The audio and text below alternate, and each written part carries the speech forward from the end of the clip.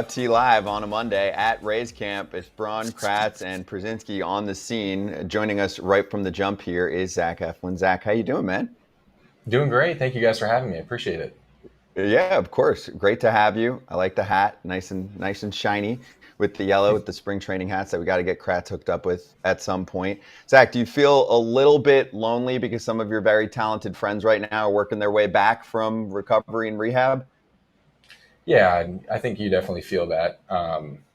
It was kind of a huge blow for us last year losing all those guys, but they're working their tail off every single day to get back as quickly as possible. So it's fun to watch them go about their craft and get back as quick as possible. But in the meantime, we got to have people step up and fill roles, and it's kind of the nature of this organization. So we're gonna push on until they get back for sure. Are you the opening day starter? Has Cash named that yet? I haven't really heard anything. So but you count the days. Nothing's been announced. Have you counted the days? I personally have not. I never count days. Come on. Come on. Well, it's either you or Savale or Davinsky who's starting today. Yeah, there's options. Davinsky's going to start opening day. No offense to him, but I haven't heard anything. Stop. Stop. Yeah, exactly. Please you can't stop put the Dragon on opening day. What's camp been like for you? Has it been a good camp? Has it been everything's gone smoothly for you from like you ratcheted it up to where you are now? Yeah, it's been a great camp so far. Came in this off season. I kind of took a little more extra time off of throwing this off season. Just wanted to make sure I was as fresh as possible. Coming off the most innings I've ever thrown in a season. But the transition's been great. It's been smooth. Me and my family have been staying close to the beach, so we've been beaching it up every day. And where, New Smyrna? We're now shark attack capital of the world, but over in Manasota Key. And, we've been loving going there every single day after the field. So it's been a fun transition, and, we're having a good time here. What do you mean you like went easier this offseason? Does that mean less throwing, less lifting, less running? Like what? Because that's always a thing. People are like, oh, I threw more innings, so then I'm going to take it easier. Please explain what that means to, people that don't know. Yeah, so I really didn't pick up a ball till around Christmas time, and normally I'll start like December 1st. And it kind of came from a thought process of 2 years ago, my last year in Philly, I relieved and ended my season with, I think, 70 innings. And came in last year and threw 177. So I thought I needed, maybe a couple extra weeks of downtime and before I really got after it. And the Rays are great here in terms of I don't have to show up throwing, lives in the off season and be prepared to go 2-3 innings out of the gate. It's more so throw 3-4 bullpens, throw live, and then get in the game. So it's kind of like an easy flow right into spring. So really kind of just took the gas pedal off a little bit this off season and focused more on, recovery and being able to, throw more than 177 innings this year. And how do you feel in spring? Do you feel a difference? Are you like, wow, I'm more fresh? Or is there kind of a little bit trepidation, a little worry that you're like, oh, maybe I didn't do enough. Maybe I didn't throw as much as I normally do. Yeah, I think there's always that worry of maybe I didn't do enough or maybe I did too much kind of thing. But I feel great as where I'm at. I feel like I'm recovering really well, bouncing back from outings really good. And they have such an amazing training staff here that I'm in there every day with. So I think everybody's comfortable with where I'm at. I feel comfortable and ready to get going. Zac, the Rays don't give out contracts like the one that you got. So I'm saying this obviously in a complimentary way. When you got the offer from them and saw that it was the largest deal in their franchise history, were you like, are you sure? What do you like here? What's going on? Because they don't do this usually, Yeah, that's extremely fair. It's kind of what I thought too. Like me of all people, especially growing up a Rays fan, clearly they saw something in me that maybe myself didn't even see. So I was extremely appreciative and humbled by the fact that they wanted to pursue me so hard and they wanted me to be a Ray. So it was a really fun process, and they were pretty much the first team to reach out. And whatever team it ended up being, I wanted it to be a personal connection. I wanted to make sure my family was going to be comfortable there. And it was at a time when we were having twins. So I'm from Orlando, so it's a 2-hour drive, grew up a Rays fan. So it kind of just all aligned and made sense for me. That was my question. Were you really a Rays fan growing up? Yeah, absolutely. Really? Yeah. What year did you graduate from Haggerty? 2012. Gosh. Were you at the 2008 playoffs? No, I wasn't. Oh, okay. No. Okay, because I was, so. Were you? Yeah, but I was playing against the Rays, so it was a little bit differently. So Us Orlando people, when I grew up in Orlando, we didn't have a team, right? So there was no Marlins were there right when I graduated high school. There was no Rays, obviously. Yeah. There was no Diamondbacks, no Rockies, but we rooted for the Braves. Absolutely. So to hear an actual person, that's why, there's all this talk about the Rays not being able to get a stadium, Orlando would look really nice, Orlando Rays. I wouldn't argue that. Yeah. That's true. So when you got the call from them and then you ended up signing with them, Zac, what's the first conversation that you had? It's always the famous Rays combo about what they see, how they've viewed you from the outside. And did you go through that whole process with them at some point, either last offseason or last spring training? I don't think there was ever a defining moment where we sat down and really went over everything. The biggest thing that they told me when I got over is they didn't want me to change anything. Really just maintain what I was as a person and a pitcher and really trying to build off that. And as the season got underway and, we had a couple weeks, month under our belt, we started kind of tinkering with some new pitches, with a sweeper, with a splitter. And I think it was more so the organization, the pitching staff wanting to get to know me better before they brought it to me. So I kind of opened the door a little bit in terms of I wanted to learn more and how could I be better. I've always kind of been anti-analytics in my career, and I knew that coming here with the Rays that I was going to have to learn some numbers and understand, how all that factors into pitching.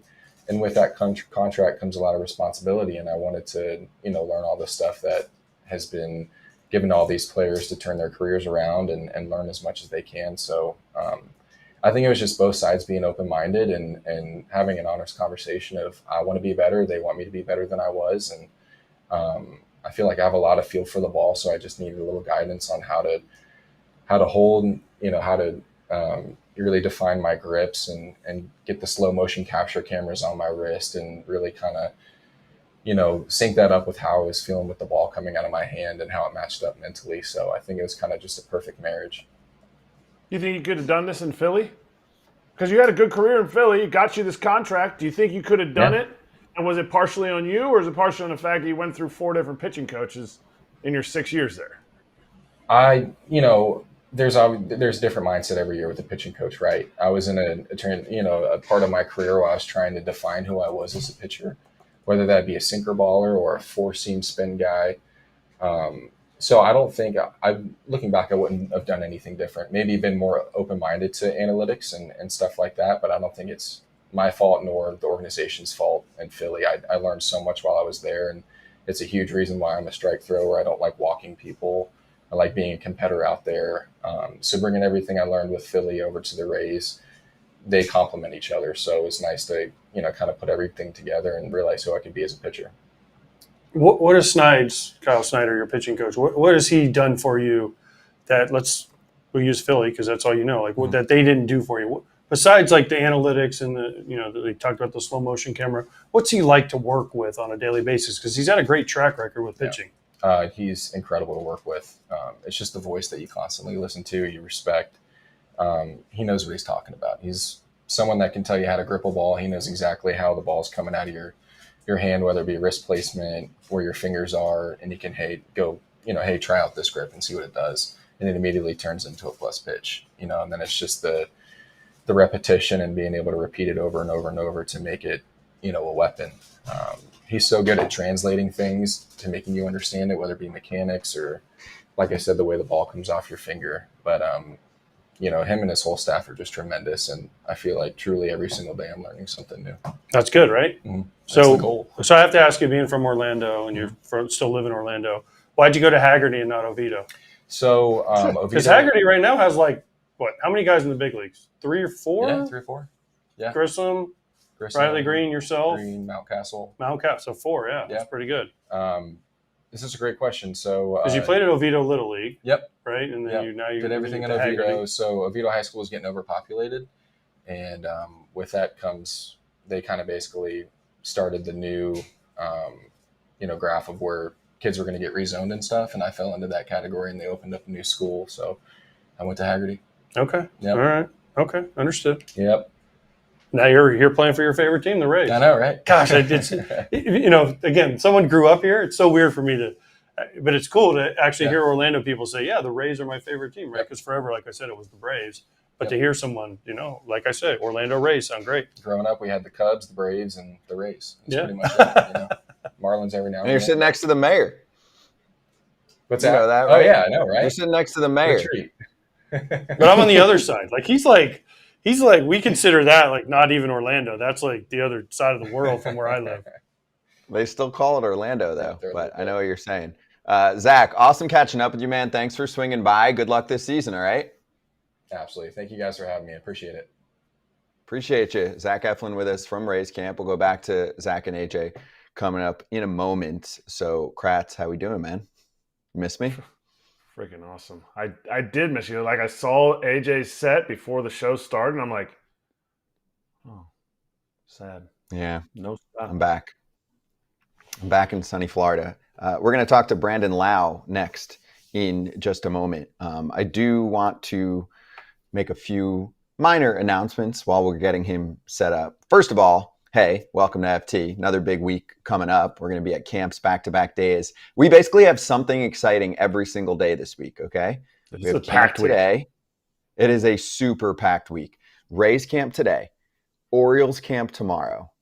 Wednesday, we're doing a special live post-game show after the first game of the season, a real regular season baseball game that counts between the Padres and the Dodgers in Korea.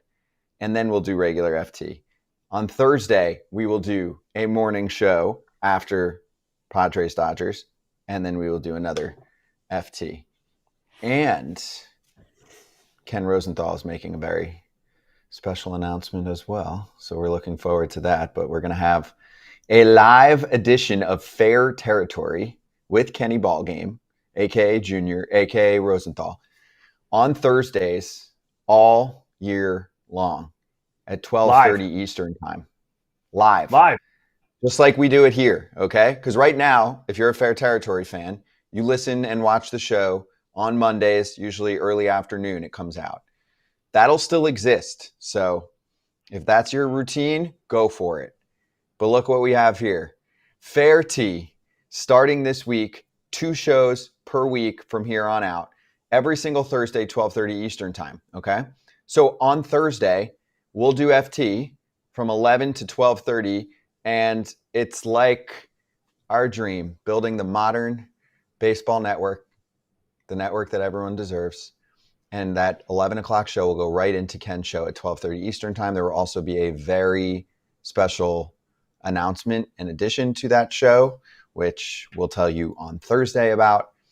And lastly, next week, our show on Wednesday goes back to 1 o'clock Eastern time. All right, let's get back to Rays Camp and speak with our next guest, Pierzynski, sitting with Brandon Lowe, who I think seems good. Been about Can you hear Scott? 10 or 11 months. Brandon, you got us, man? Yeah, I got you guys. I think it's been almost a year since we had you on the show. And a lot has happened. I do remember, at least because we've done over 300 player guest spots, but I at least remember you revealing the Rays celebration after games. Nice little fancy tequila shot during your epic run to start the season. How you doing, man? I'm doing good. Thanks for having me on. Hopefully, we take a lot more tequila shots for this upcoming season. Before we even get going, maybe 16 in a row to start. Hey Scott, before we even get going, he's got a shiner. So I asked him before, and he went into some story. So I said, before we even get into it, I want to hear it on the camera. So he said something about a hammer. Yeah. Hit himself with a hammer.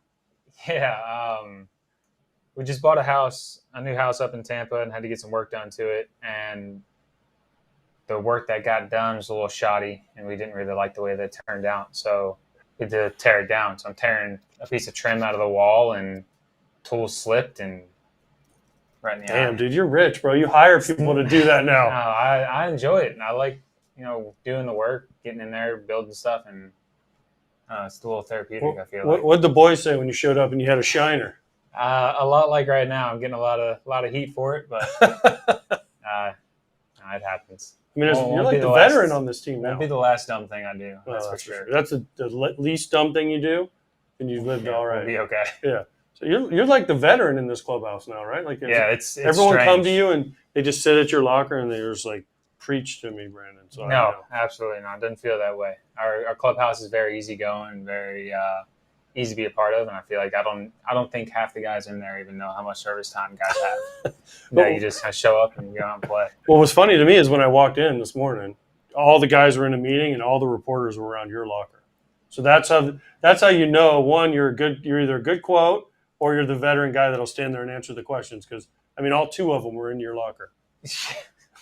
Yeah, all both of them were there. That's for sure. No, I think I hope it's not for the good quote. I hope it's for the veteran presence. That's for sure.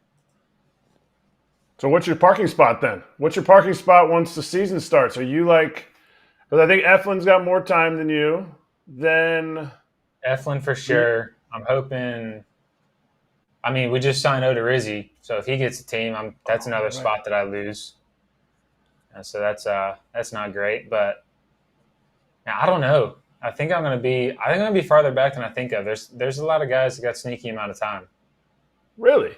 I'll have to look this up while you're talking here because I was hoping you wouldn't have to ride the golf cart to the clubhouse anymore. And for people who don't know, the Rays parking spots, it's a long 2-lane parking, parking lot, and it's so freaking hot. And the less service time you have, the farther away. And it gets kind of decently far because the spots are not open. And so the closer you are, the sooner you get into air conditioning. And this is where I got to throw one of my former teammates under the bus here in Mike Zunino. Yeah. First like couple weeks that he comes over to the team, he starts giving his spot to his wife and being a good husband. And all of a sudden, all the other wives caught wind of it and always had to bring it up. And like, well, Mike gives his spot up. Why don't you park in our spots? Because all the wives, when they get there pretty late during, like closer to game time, they're in the far back of the parking lot. Like they're as far down as they can be. And to wheel in kids and push a stroller in and all that kind of stuff, so it's a lot on them. So now, since Zunino had to be such a good guy and be such a good husband, all of us now that have wives that come to the game with kids take their spots and give them our spots. So we got that half a mile walk into the stadium, it feels like. Gosh, you complain so much. You literally have to walk like 20 parking spots. Although I will say, Kratz, it's far. It is far. Dude, as a visiting player, when I would come in, I'd have my car. They'd put me all the way at the end, and I'd be like, I call Guy or Tank from the visitors, please come pick me up. And they're like, get your sweat on, kid. And I'd have to walk all the way down. You'll get a good sweat going, that's for sure. You'll warm up. Won't need the hot tub or anything like that if you got that walk. Lau, I got a question for you now. Scotty was trying to figure out how many months ago it's been that you've been on. And for some reason, this whole time I've been getting mail, but I never got any of those cookies in the mail or any baked goods. So I'm not sure. Maybe afterwards we'll just jot down my address so that you have it. And I just want to make sure. It's a weird thing that happened about January 23rd, 2023. A child came into our lives, and the bakery has been shut down. No more sweetener. I have not had any cookies. I haven't gotten any cakes. I think Emmett has gotten the most recent bakery thing, and that was for his first birthday party. So it's pretty much only special occasions, I feel like, at this point. There's always 2024. We'll work on it. I'll let her know that there's an order waiting. Especially if she's getting that nice parking spot, then she's not super exhausted. She can come a little later to the games. She doesn't walk as far. I see how it is. Yeah, I'll tell her that the bakery needs to get up and running for Erik Kratz. You can do that. Kratzy, he wanted to know why you couldn't show your face down here. He didn't invite me. Oh. I walked in the room expecting to see you here. He's got a brand new place. I could have stayed in Tampa. I mean, I want to see. I have something of his. I want to see if he notices. Okay, we'll check it out at the end of the interview. See if you notice. I have something of his, and I just want to make sure he's the same hairline. You guys have the same hairline. Come on, kid. You know that. You're looking good. Yeah, you know it. We're like twins. Except he hits homers. Yeah, a Brandon, lot of them. how's your hey Brandon, on a recovery note, how's your kneecap, dude? Kneecap's great.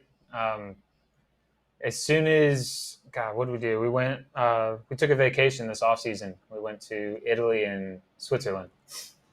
And Whoa, without the kids, I hope. no. We You took the kids? Oh wait, they're 3 and 1? No, just one 8-month-old. At that time, he was 8 months. Oh, okay. Yeah, 9-hour flight over there. It was great. Had about an hour each way. That it was a bit of a struggle with him on the plane, but over in Italy, he was fantastic. People over there were amazing with him, and we had a great time over there. But had to run and catch a train in Switzerland. And that's when I really figured out that the knee was good. Real world. It's the first time I'd run since I broken the kneecap and anything like that. First time I'd really done strenuous activity, and didn't hit me until I was sitting on the train winded. But I made it, and knee was great, and knee's been great since then. That's great. So sometimes people are like, oh, you talking and texting every 5 seconds with the training staff. It's like, actually, I just tested it out and it was good to go. Yeah. I told him as soon as it happened, I brought that up, looking at timetable and stuff like that. I was like, man, am I going to be able to be on a flight for 8 hours with this knee? And like, yeah, absolutely. You should be okay. Just don't do anything dumb. And got to test it out, went through rehab, was strong, felt good. And I had to put it to the test out there. But as soon as that happened, I was like, all right, we're you weren't in Common Folk Coach, bro. You were in the lie flats, dude. You could get like where your feet are up, like above you could get the elevation up there. I mean, the whole deal. It's not like you were back in stowage back there in the bathroom. Have you taken a flight with an 8-month-old recently? No, thank God I haven't. I did not get the lay flat. He was everywhere, trying to keep him happy, keep him relaxed. He did not sleep a lick on those flights either, which was terrible. Dude, hook him up to the iPad. I'm not raising an iPad kid. Well, sometimes you got to. Say it with your chest. I like that. Speaking of long flights, would you, right now in your spring training, how would you feel if your whole team had to pack up and go to Korea to play 2 real games? From Florida, that'd be a tough flight. But I think getting over there, seeing all the videos and everything else, it looks like it'd be a really cool spot to play. Seems like they have great fans there so far and all that kind of stuff. So, I mean, it would be a blast to get over there. I think, the Japan series games and stuff like that, I think all that would be a blast. Just hopefully we have a nice, comfortable plane for however long we're going to be up in the air. The Rays did Australia one year, didn't they? I think the Rays opened in Australia. No, I know. But a while ago, I think the Rays opened in Japan, didn't they? 1 year with the Yankees, maybe? The Rays have done a couple, I thought. I don't remember that. I know the Cubs and the Red Sox did it one time. The Athletics did it another time. The Rays did the Dominican just now for an exhibition series. Did you go Dominican? Did you hit that trip? You didn't go? No, I had no interest in heading down there. I didn't. So now you don't worry about a parking spot. But when it comes to Dominican, you're like time card. That's when I play my card. No, I mean I kind of a lot of moving parts. I didn't want to rush trying to go play 9 innings and stuff like that. They didn't get to bring a whole lot of guys. I think they got to bring literally the 26 man or 26 guys that they'd use. So it was like, all right, you go down there, you're playing 8 or 9 and you're playing back-to-back days and stuff like that. So I don't know if I'm ready for that. Flights are expensive. Question for you about I knew you'd like that, AJ. Question for you about how much fun the Rays have. I feel like they've always been, pretty high up in the fun power rankings. I think last year probably was, a organizational high year in terms of what you'd see from Yandy and Randy and guys like that. How much do you think that helps turn, fun into wins, right? Because I think most teams are catching on with home run celebrations and dancing and stuff like that, more so than we've ever seen. And then there's still a few stragglers that are like, we don't do home run cellies, a little more serious face, which obviously I'm biased, I think is less entertaining. I think there should be a good mix. Some of the home run celebrations I feel like are getting a little bit out of hand, but to have that light, airy kind of atmosphere around the team, to have fun, to joke around in the clubhouse, have fun, on the field. If you want to joke around with the guy that's next to you or guys that are in the infield, have fun, keep it light, because that's how you play freely. And I think that's one of the biggest things that I learned when I first got called up. I didn't know anybody, so I was extremely tight. Like, I wasn't sure if I was going to be there long. I was like, I got to impress. I got to hit a 9-run home run here, that kind of stuff. So I think we really pride ourselves on making sure that you come in, welcome you, be comfortable, have fun, be who you are, and let that translate out onto the field, because we know what you're going to be able to do, that there's a reason that you're here and that you're going to play, and that Erik wanted you guys here. So come in, be comfortable, be who you are, let's have fun, and let's go win some ball games, kind of thing, and keep it as relaxed as possible. Two quick things for me. One, is that from Cash? Does that come from Erik? Is that from Cash? Who starts the let's have fun crowd? Because I played for managers like, oh, let's go have fun, and then as soon as you lose a game, they're like, turn the music off, and you guys are having too much fun. So is that a Cash thing or an Erik Neander thing?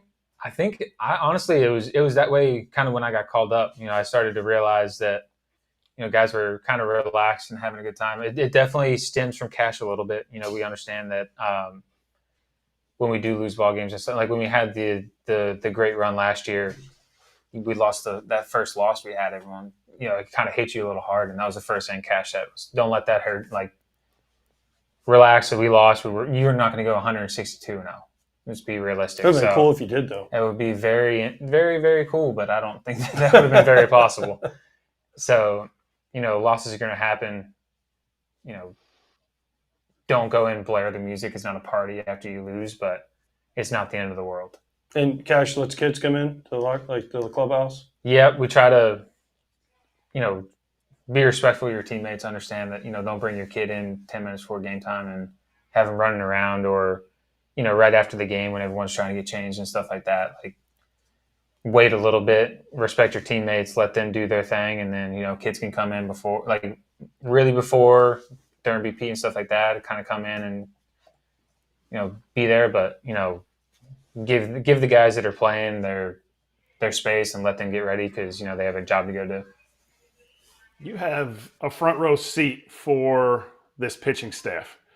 You don't know half the names of the guys in July because they're just constantly bringing new guys up that succeed.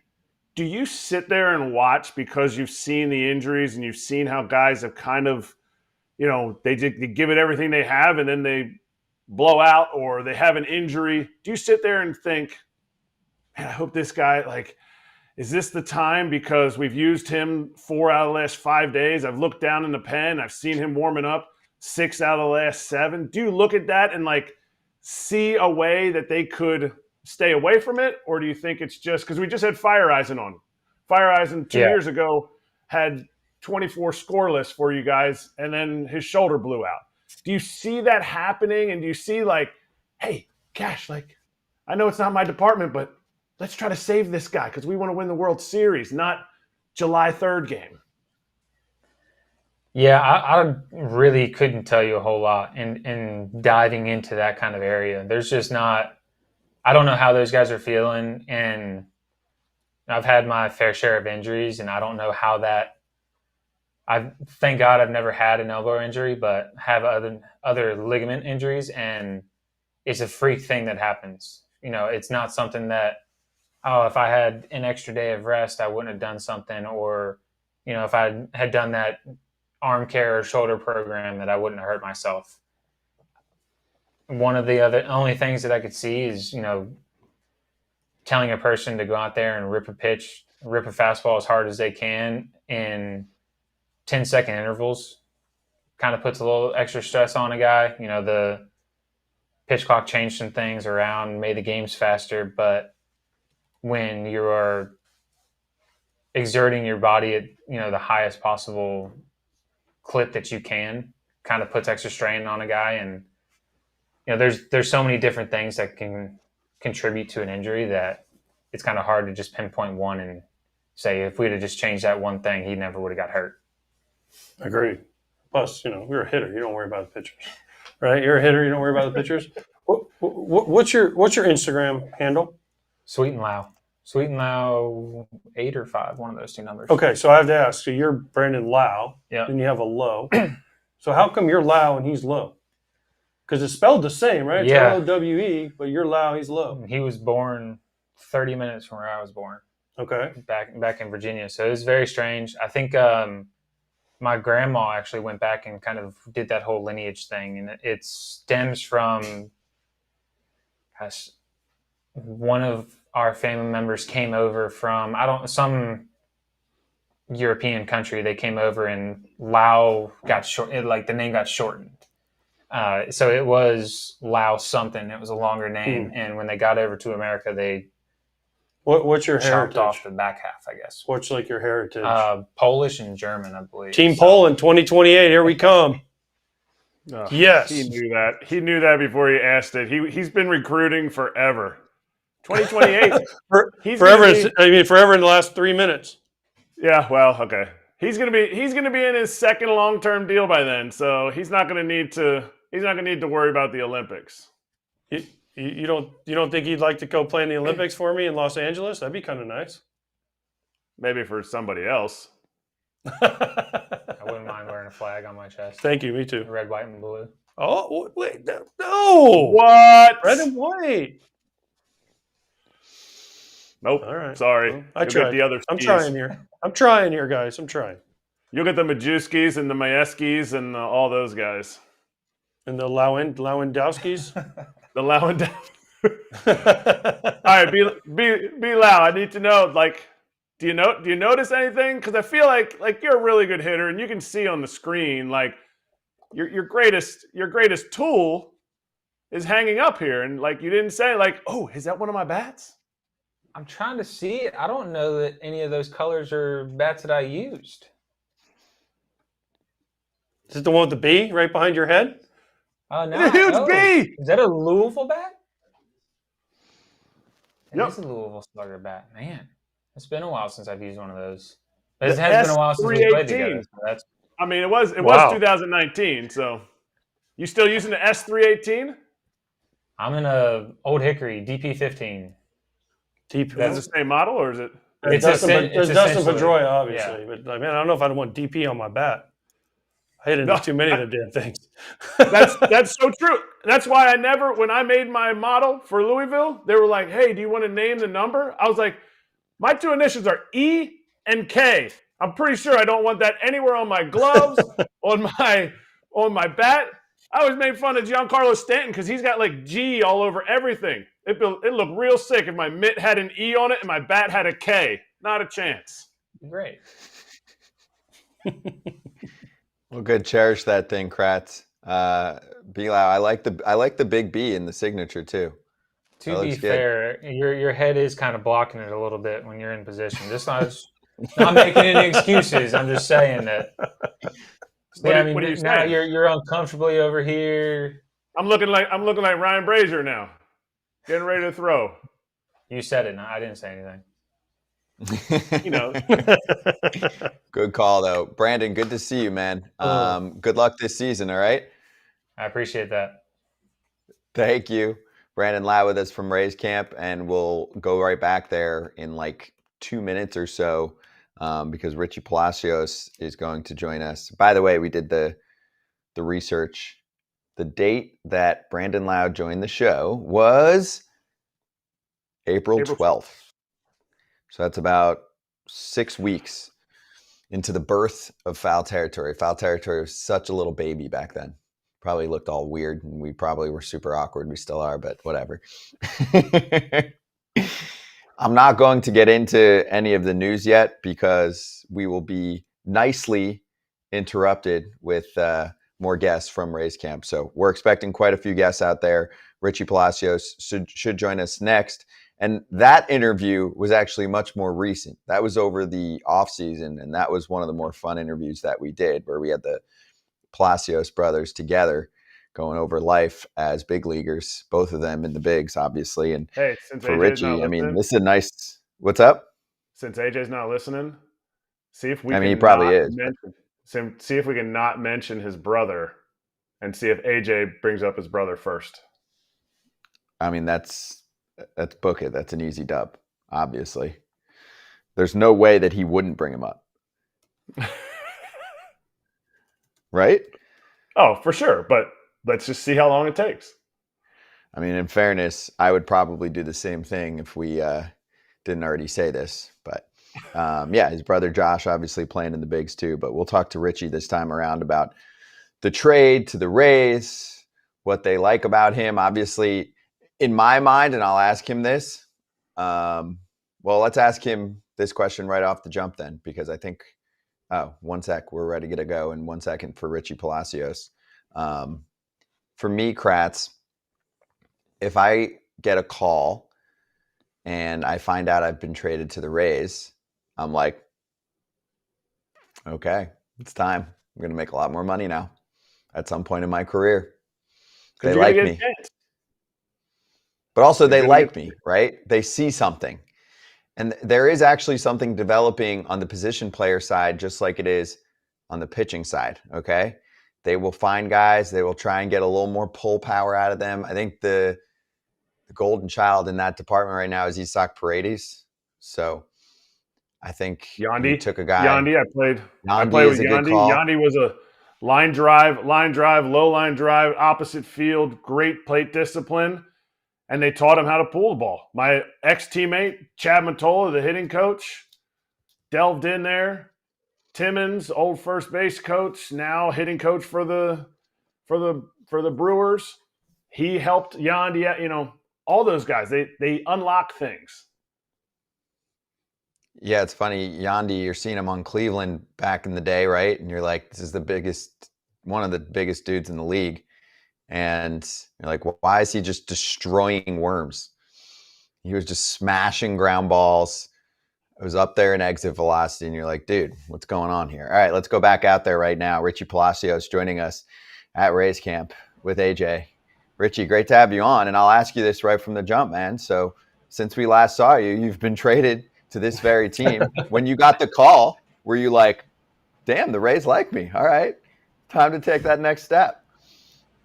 Yeah, for sure. I mean, they have a great, scouting department where they pick out some really good talent and they change little things with the guys, and guys pretty much find superstar ability and superstar numbers. So it's always exciting to be traded to a team that definitely knows exactly what they're doing. And it was truly exciting to be able to go to another team and be a part of Tampa Bay Rays.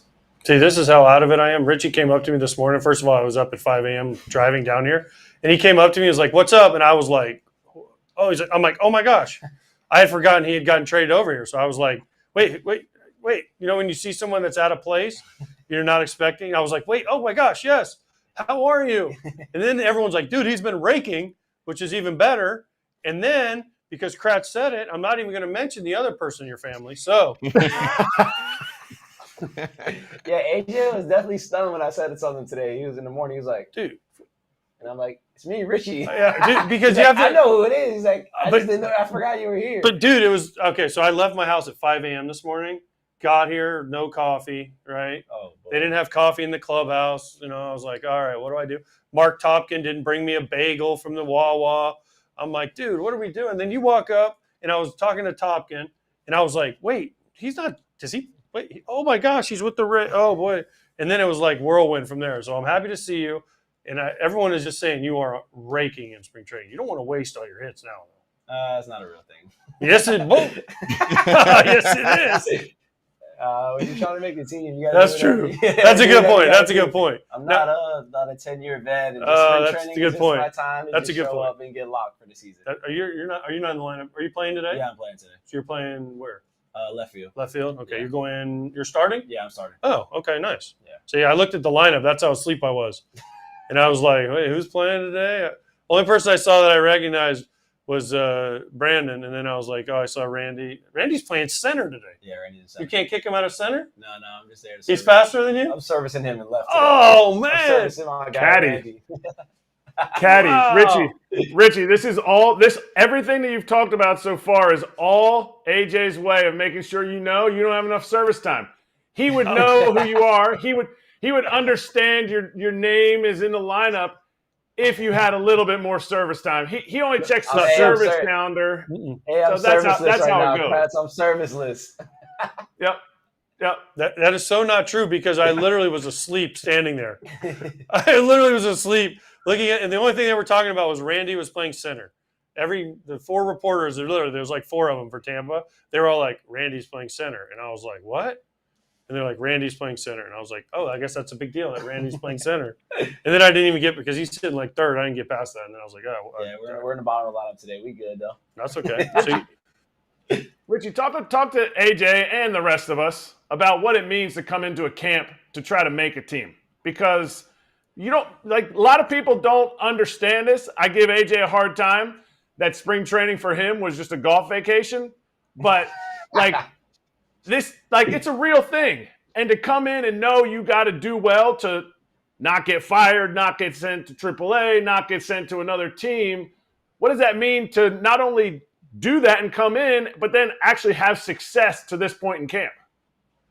Yeah. For me, I've been doing that past couple of years. For me, it's, you don't want to put too much pressure on yourself, but it's tough because, you got a month to show a team what you got. So sometimes guys put a little bit too much pressure on themselves, and I feel like I might have done that in the past when I was younger. But, this time I'm going around, I'm just going out there and playing the game the way I would in the regular season, not putting too much pressure, even though it's just a little bit at a time that I'm trying to make the team. So for me, I'm just going there having fun, hanging out with the guys, obviously focusing and taking the right preparation that I do in the season. But, just being more process-based and not result-based in this small time has definitely helped me be successful. Is that your development? Is that your, mindset? Is it something that Chad Mottola, the hitting coach, since you're new, you might not know the hitting coach's name, but it's Chad Mottola. He's actually looks like he can still play. Yeah, that's Motor. We call him Motor. Yeah. I know. I played with Motor back in 2006 when he was a super prospect. Did you know that he was the pick before Derek Jeter? No way. I didn't know that. See, we can't he was big time, bro. No, I knew he was big time, but I didn't know he was that's pretty cool. That's pretty cool. Yeah. Yeah, that's sick. Yeah, so you need to say to him today, if you're feeling comfortable, if you had 1,000 OPS in spring, I'd say you say this, but since it's not quite 1,000 yet, maybe you say to him hey, so why did they take you before Jeter? Tell me about that story, all this stuff.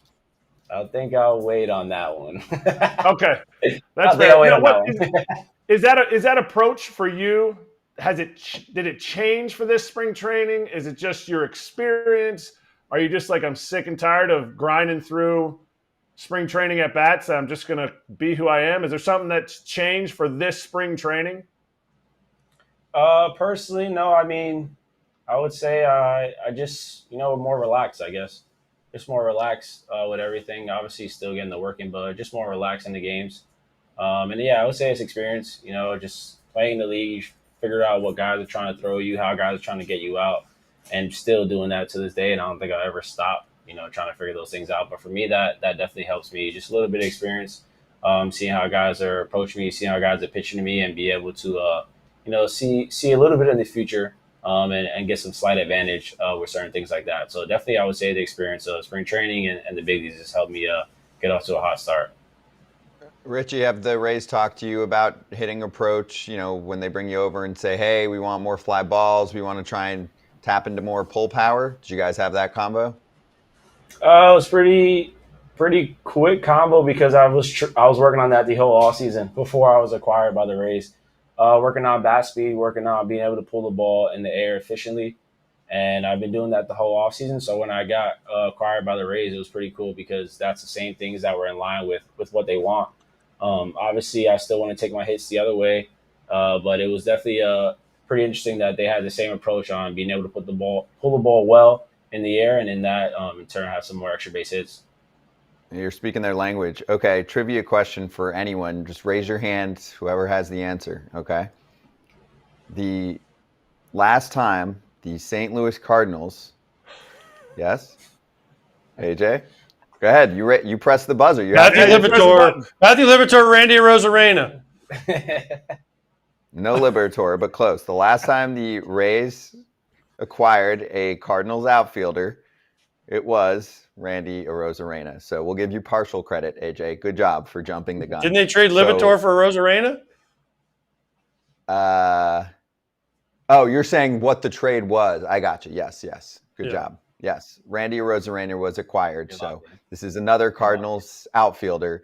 Richie, what do you think of the history there? And will you and Randy hopefully have a good laugh when you both have 15 homers at the All-Star break?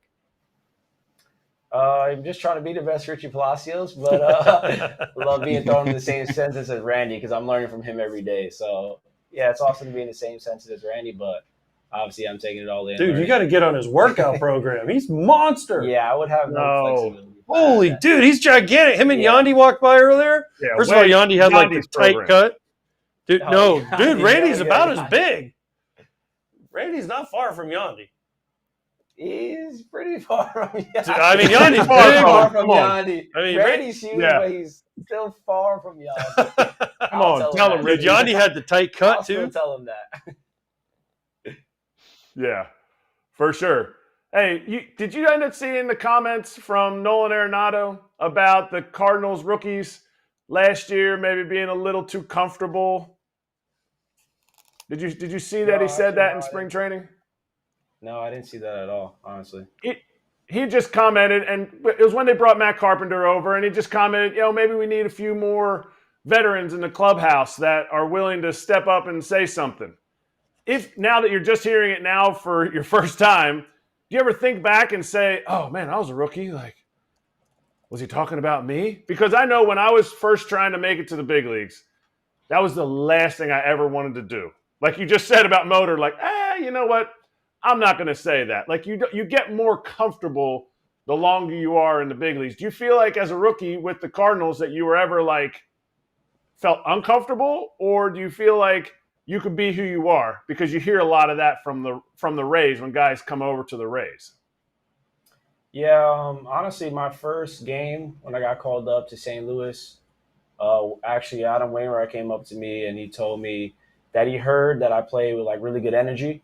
So he told me like on the field he wants me to like truly be myself and play like myself because he knows like that's what he heard how I played. So that actually made me feel decently comfortable.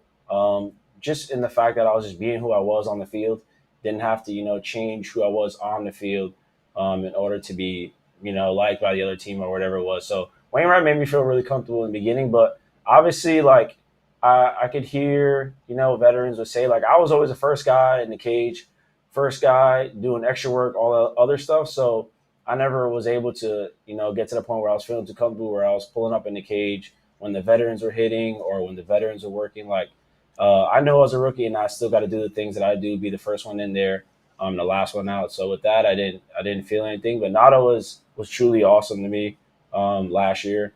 I know one time I was playing a game and he wasn't playing that day. Right before the game, he was hitting, and I was just chilling there waiting, didn't say anything, waiting for me to finish for me to hit. And he was like, yo, you playing today? And I was like, yeah. He's like, all right, hop in here. And like he hopped out the cage, let me do my routine right before the game. And then he hopped back in. So that was truly awesome to see a guy that's done it for so long, still caring about, even though he wasn't playing, like he was caring about the guys getting their work in. So Nato was awesome.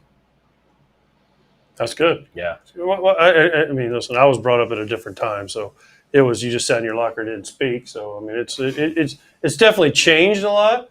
Can you speak on? Speaking of speaking, can you speak on the game yesterday? Was it yesterday? You guys played the Pirates? Yes.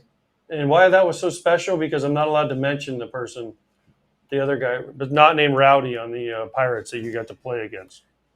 P-Lo didn't play yesterday. You didn't play? P-Lo didn't play. Did you make the trip, or did you guys go there? We went there. So did you see him? Yeah, I got to see him. He Okay. was in the dugout. Now, can you explain who that is? Because I'm not allowed to ask. Josh Palacios, my brother. I got to see him yesterday. He's with the Pirates. I'm saving A.J. there. Yeah, I got to see him. He didn't play today. I think he was scared. He might have been a little scared. But Are you guys living together in spring? no, we're not. We're not. Man, it's close. We'll probably do that next year. Okay, okay. He had his living situation already set Okay. up. So, yeah, I get enough of that guy in the offseason. Headline: enough of Josh Scott, I understand. Palacios scared to face his brother in spring training game. Throw it in there because if I wasn't It'll playing, be he'd say everywhere. the same thing. He'd That's say great. the same thing. I love it. Well, good to see you in the Rays uni, man. Good luck this season. All right, we'll catch you during the year. Yeah, perfect. Thanks, Scott. Thanks, Kratz. Thanks, AJ. Yeah, man, Appreciate thank you you. I guys. appreciate it. Appreciate Good seeing you, you. Richie. Great to see you. And back Thank to you. Kratz and me for a sec, and we'll go right to the next guest in a few minutes. Yeah, you got your boy, Kratz. Oh, I'm so Motor excited. is joining us soon. I'm so excited because Chad Mottola, like he has a spot in my heart because he was one of the only non-salty vets on my first ever AAA team. Syracuse Sky Chiefs. I think we were the Chiefs at the time. What do you mean by non-salty vets? Like, just was super pro and was like didn't complain about everything. Just was enjoying the fact that he was playing baseball. He was 10 years older than me, enjoying playing baseball, and not like, oh, can't believe it. Can't believe the org didn't call me up. Like, I did this last year. I did that last year. Like, oh, I have 20 homers. It's like, I remember going to AAA and being like, this place, these people are miserable. And it made me like think, if I ever, can be somebody that plays in AAA, obviously I didn't want to play in AAA as long as I did, but I would definitely not be one of those guys. I did not want to be that bitter, salty AAA vet. It's like, bro, like, why are you? And he just always had a great mentality to it. It was, anyway, he was a guy. Why do you think there's so much complaining in baseball? Just like the cultural part of, I guess, the minor leagues specifically is what I'm talking about right now. You're a vet, you want to be up in the bigs, you want to be all bougie with your food and your travel and all that. It's just people not appreciating what they actually have. Is it always better in the big leagues? Absolutely, it's always better. But AAA is way better than AA, and any A is way better than a real job. Like, you're playing a game, and I think it's the personality. I'm sure the people that complained go on to their next job, whatever that is, and they complain about that job too. CEOs complaining about their jobs. All right, we're going to go back to Rays camp in just a sec. And yeah, we'll get into all the news. And there's plenty from the weekend: signings, injuries, manager extension, ongoing talks with free agents. We'll have some updates there. But let's go back to Rays camp right now. And the man of the minute, Chad Mottola, joining us, the Rays hitting coach. You got a good crew here, Chad. And you actually came up in our last conversation with Richie Palacios. But how you doing? How's camp? How the boys looking? Great. I'm ready to get going. It's later in camp. It's about to get real, so I'm looking forward to that. Kratz, you gonna tell him what you wanted? You told Richie about him, or are you gonna let that go? Come on. The freaking pick right before Jeter. Holy cow! Screwed that one up, didn't they? Oh, that's an easy one. That's a layup. As long as you keep it clean, I'm happy. Well, I won't tell all the stories from AAA, but before you got on here, before you put your earpieces in, I was telling Scotty that you were the guy for me in AAA. And the story I always tell, Motor was everybody there in 2006, not everybody, most of the guys there were bitter. Motor was probably 35, 36 at the time. He had his up and down career, injuries, had his shot, injury, didn't get it, 30-30 guy in AAA, all this stuff. And you had such a positive outlook, but a real outlook. You were funny about it. But the thing I always tell about Motors, I always tell the story that he taught me how to be pro. And this is how he taught me how to be pro. The one day we had ribs after the game. And I went in, I showered. I didn't want to be the first one in to get ribs. So I came in, I showered, and I'm eating and I'm sitting there. I'm quiet, first time in AAA. And he looks over at me, Motor goes, why'd you shower? I was like, I'm thinking like I didn't want to smell while we're eating, whatever. He's like, especially on rib night, takes his last bite. He takes his shirt and he just wipes his hands all over his shirt. He goes, someone else does your wash for you. So that's my Chad Mottola pro story. Yeah, the good news about the Rays is I get to recycle my material because we have so much turnover in the roster all the time. So they all think it's original. Don't give I have 3 go-to moves. That's one of them. So don't give them all away. Okay, that's fair. That's fair. By the way, even the coaches here are jacked for the Rays. I mean, look at this guy. Just try to keep my sanity as a hitting coach. What's your go-to? I always want to know this about a hitting coach. Every hitting coach has like their thing, right? So what's your go-to? What's your go-to drill? If you get a new player over here, you're like, okay, I want this. The first thing I'm going to do with them is like flips or tee or Shoes off. Shoes off is the easiest one. That's the go-to move. Take your shoes off, relax. We're going to have some fun in here and do a little grounding, I guess is the new way to say it. I think I was a little bit ahead of the grounding curve. So you make every guy come into the cage take their shoes off. I do all my work out there with my shoes off. So they're shocked on the field. You mean on the field? No, when I go on the field, I put them back on. But in the cage, it's shoes off. It's environment. It's part of me being old and try to keep my balance, but part of it's the message as well. Wow. Huh. Okay. I love that. Never tried it. I What love happens if you that. foul the That's ball off your awesome. toe, though? That little piece of leather is not going to make a difference. Everybody thinks the shoe is going to protect you from any type of injury. It's not true. Okay. Good call. Better. I mean, I'm at Studio AJ right now, and I'm barefoot, and I feel so much better about myself. Yeah, I put on shower shoes to come over here, so I got a little dressed up. I mean, this is I why like I'm it. still in Very the game. As Kratzy would say, I can still wipe my shirt during lunch. I can wear flip-flops all day to the field. I put on socks to actually walk around. That's why I'm in the game. Hey, Chad, question for you. When did you become hitting coach of the Tampa Bay Rays? What month and year? 2016 in September. I was here a couple of years Yeah. as the minor league coordinator, and at the end of 2016 was my first time in the big leagues with us. Okay, I'm just confused because I thought that hitting coaches only are allowed to be in that role for what, like 1 to maybe 3 years tops? Kratz said it's like, what's the average run of a hitting coach? 1.5 years. So you are at this point a legend. You are a Hall of Fame hitting coach in the modern era for lasting this long. Holy crap. He's got to be the longest tenured on one team. Like I say, we just turn over the roster. Cashy and I just turn over the roster rather than changing the coaching staffs. We just change the roster. They don't even know you're there.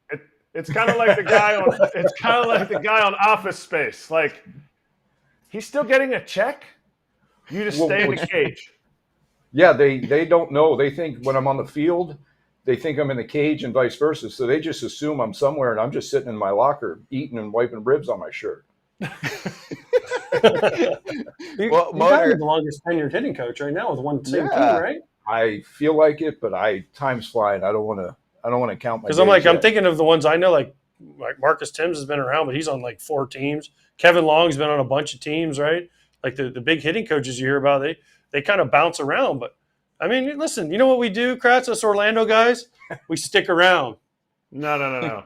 What he's doing is he keeps pumping Snyder up because nobody thinks that the Rays can hit, and so they don't ever fire him. When they do kind of mediocre, he's like, see, you guys didn't give me any hitters, but man, Snyder can make a pitcher. So I see his game plan. You don't trick me by your good looks there, Motor. Set the bar low. Set the bar low. Then there's no expectations. And, when I mess up, they're like, yeah, it's typical. Well, I have a question. When the team, I'm sure there's been plenty of times over the years, when the team has gone through a low point, are you like, oh, crap? And then when the team is thriving, like at the beginning of last season for the first few weeks, are you like, don't forget how we look right now because when we're going through bad times, I know what most teams do. They blame HC right off the jump. Well, we're built on pitching and defense. So that's what I tell everybody. We're built on pitching and defense. So anything that happens along the way is a bonus. But it's one of these things. We really have a good group of guys, and we keep it fun in here. Cashy does that. Erik does that. Ownership does it. And it trickles down to each department. So if we're not having fun, I'm not having fun, I don't want to be here. As Kratzy said, that was my whole goal. This is still a game. It beats us up. There's plenty of opportunity for failure. So I don't want to be part of that. I don't want to create an atmosphere like that. it's eyewash for other people that say this. This is 100% what Motor lives out. I saw it as him as a player. We stayed connected as humans, and then I played under him he was my hitting coach for a couple weeks when I was here. He didn't figure me out, but look, you can't do magic, kid. Okay, what from your career? Because if people look at Chad Mottola's career, I was joking about the pick before Jeter. You actually, if you dig deeper, you could have been a 1-1 that year. To a AAA vet, to a guy in AAA who was 30-30, to now a successful hitting coach. What throughout your career do you feel like is something that you lean on the most when you're trying to help your guys? Because you've done it all. Just the range that I did have. I mean, starting without an agent, being the 5th overall pick, the expectations, the failure, the people that around me thought I was intentionally failing, trying to sabotage their coaching career, which was the furthest from my mind. But that's the way I felt sometimes. And then becoming a minor league free agent and kind of reinvent myself and being left alone and figuring out things that way. So I think it was 9 organizations. You hear a lot of different ideas. You probably learn the most from the people that do it wrong. Just the human side, like you touched on. I know we've stayed close through the years, and just you remember those relationships. You don't remember the baseball stuff. I couldn't tell you things that happened on the field. I can tell you a ton of things that happened off the field. We're together all the time. I mean, more than my family is. So why would I make it any other way? It takes a lot of effort to get angry. It takes a lot of effort to be mad. So, and I don't have the energy for that. Well, you shouldn't be mad. You got a bunch of good players here. So Junior Caminero, is he that good? Is he the real deal? He's that special. It all happened fast for him. We just want to let him learn outside the game things that are happening more than the baseball part. So I had not heard of him 2 years ago. Then all of a sudden he's up in September putting on a display where people are cheering during BP. I've never seen that before in all my years. So he is that special. Okay, so then your lineup has a chance to be, I know you're pitching and defense, but Randy, Yandy, Brandon Lowe, if he still is healthy, right? Caminero. I mean, you guys got some pieces to be a good offense. Now, in the Rays in the past, we're kind of small ball. When Madden was here, it was more small ball. Now you got some freaking dudes that can put them in the seats now. Yeah. Does that change your philosophy as a hitting coach? Well, I like to individualize it either way, but I really like when we sneak up on people and are underdogs. So it's a little different when we get the hype all of a sudden. I always say the players deserve more than they get credit for. But when the media starts putting us back at the top, I like the underdog mentality. I like when guys play with that. So I want them to get the credit at the same time, but you have to recognize what Yandy did last year, what Randy did in the playoffs with Bilal. We're just talking about the quickest in the history of the game to 100 home runs as a second baseman. No, I mean, that doesn't get said enough. You're right. I didn't know that. Yeah. Huh. The history of the game. So Wow. you add those guys in and the Harold and things like that and the young guys coming, we should be fine. So You should do your Motor, hair. give me- You should do your hair like Harold. Blue. Well, I might turn it a different color blue with how gray it is now. So I'm gonna say you're a blue hair already. Don't get yeah. twisted. Especially here in Florida, they're starting to mix in really good. Yep. What's a comp? You mentioned Junior Caminero. What's a comp? Like now that you see him because you didn't know who he was 2 years ago, like we like to give guys credit where credit's due. And so what do we see? I mean, are we talking 40 dingers? He's got some Vladdy in him. I mean, that's the first thing I saw was some Vladdy. Big Vladdy or little Vladdy? Little Vladdy. So junior Vladdy. Yeah, junior Vladdy. Of just the easy power created with long levers that leverages the right way. So Wow. you're going to I'll say take it. if he's Vladimir Guerrero Jr., that's pretty good. Yeah, that's the comp yeah. I have right now. Yeah. Give me any other names that we should be paying attention to here at camp that look different. Obviously, you can play the whole, hey, everyone's great game, but give me someone at camp that you think has either taken another step or has changed an approach that we should keep an eye on this coming season. It sounds crazy to talk about a batting champ that you think's going to get better, but Yandy's going to take another step, and that's crazy to think about. That he just won a title, and you're expecting more, but he's that good. But you're just trying to get him to use those big arms and get more balls in the air. He's learning that. Yeah, he's learning how to do that, and I always say power comes later, and he's the exact case of he's exploring of ways to catch the ball out front. He's so comfortable seeing it deep and making swing decisions. Now he's learning when to take some shots and learning how to do it the right way, and he's a special player. What are some ways? Because I played with him in 2017 in AAA, and to the point where the teams were shifting him like a lefty pull hitter because they were sick and tired of hitting ground balls through the second base vacated hole. What are some ways besides catching it out front? Like, how do you get him to catch it out front? Because he never wanted. He would take all BP rounds and hit dingers with us in 2017 to where he is now.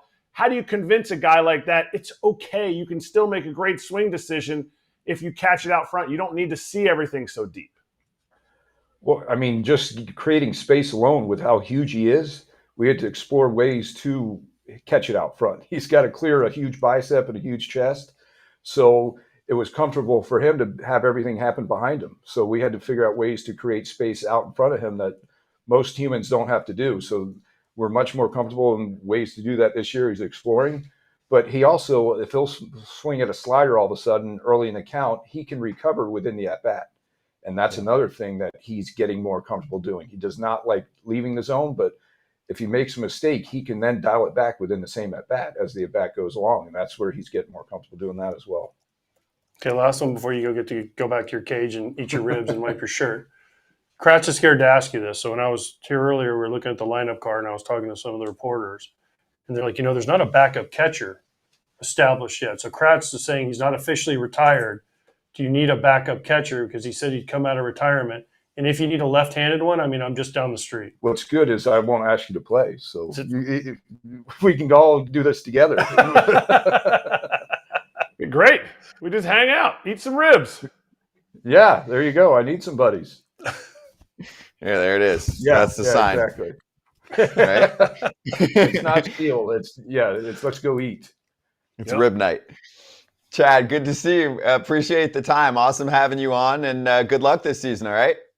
All right. Great catching up. Good seeing you, Kratzy. Good seeing you too. You still look delicious. Cheers. Chad Mottola with us on FT. All right. While we have a moment, you want to charge the damn mound? We have so much to cover today. Need it. Whew. Okay. Let's start with Oli Marmol. He was entering this season as what's called a lame duck. Kids, what is a lame duck? That's a manager that only has 1 year left on his contract. And for a team that is coming off a massively disappointing low 70s win season, if they start off slow, it could get really dramatic early on. So now there is job security for Marmol. He signs a 2-year extension. He is good, at least contract-wise, through the 2026 campaign. Remember, John Mozeliak said earlier this offseason that he's probably got about 2 years left in his role. So those two kind of sync up that way. This should be his last manager under his tenure running the front office of the St. Louis Cardinals. Key quote here from Mozeliak on the move. I didn't come into this camp with this necessarily in mind, but as I would sit in meetings and talk through things, especially how we have to think about our roster building and decision making, the one thing I didn't want happening is someone like Oli having to think about needing to win right now at the expense of maybe a bigger or better decision down the road, just for the pressure of winning. And if we knew he was going to be the manager anyway, let's just deal with it now. What did you take from this one, Kratz? Because they had a massively disappointing season. And for me, to sum it up real quickly, I think the Cardinals are sending a message that they don't necessarily think they have a championship roster. And if that's the case, this is not Oli Marmol's fault. I think it's a vote of confidence, 1, for Oli Marmol. 2, I think it is something the Cardinals have always done is they created that culture. Whether or not they've won, more times than not, they win. More times than not, they're in the playoffs. And I think it stems from that culture. When we had Mo on earlier, when we were at Cardinals camp, you see that, like you see that communication. So I think it's something he wanted to squash this. He wanted to squash the fact that it's not Marmol's fault. So then whose fault is it? Is it ownership's fault? Is it the GM's fault that he didn't, make a good enough roster? To me, they have a lot of really good pieces on this team. Their pitching staff might give up too many runs, and that equals some losses for them. But to me, you took care of an issue that possibly, if they struggle, Marmol would be the one that would get the flack. But to me, this might be something I want to remember this quote in July at the trade deadline, because these are the two guys. They're riding off in the sunset together. He's not going to have another manager in his tenure as GM or president of baseball operations. This might be an offseason or a trade deadline where they make a move and they get somebody that's available. They get a pitcher that is, an ace type of pitcher to push them into the playoffs. So I don't know. I think it's, they're not pushing all their chips to the middle, but this is like, hey, this is the team we have. We're going for it. And Marmol's going to be the guy. I think a lot of Cardinals fans had this dream where they're dealing with these injuries to start the season. Edman, Nootbaar, we'll see what happens with Sonny Gray. Now there's a Keenan Middleton injury that's going to keep him out of the opening day roster. And they're like maybe a little under 500, but still in range of a playoff spot. You're 2 months into the year. They find this man in the clubhouse in a cape who's a legend named Yadi Molina. He storms through the door and says, I know I'm kind of here already, but now I'm back. And I'm going to take over the team and guide us to the postseason. And everything's back to the old Cardinal way. Nope. That's clearly not going to be the case, at least on the short term. And I would have a tough time believing they didn't ask Yadi, how close are you? How close are you to managing? Not everybody wants to go right from playing right into that position. It doesn't mean he can't be a good manager later on. He's going to be phenomenal. He was a manager when he was out on the field. I'm not saying they went to Yadi and said, hey, do you think you would want this job in the next year? If so, and Yadi's like, no, I don't want it. I don't want to do it. So-and-so and my family, all this stuff. Okay, well, then we're going to go give Oli I don't think it happened like that, but I think they kicked the tires because Yadi's been around camp. He's been whatever his new exact title is, assistant to the general manager or ambassador for the Cardinals. I think they know what his desires would be. They're not picking Oli Marmol right now over Yadi or Molina. Yadi's not sitting at home going, are you kidding me? He got an extension?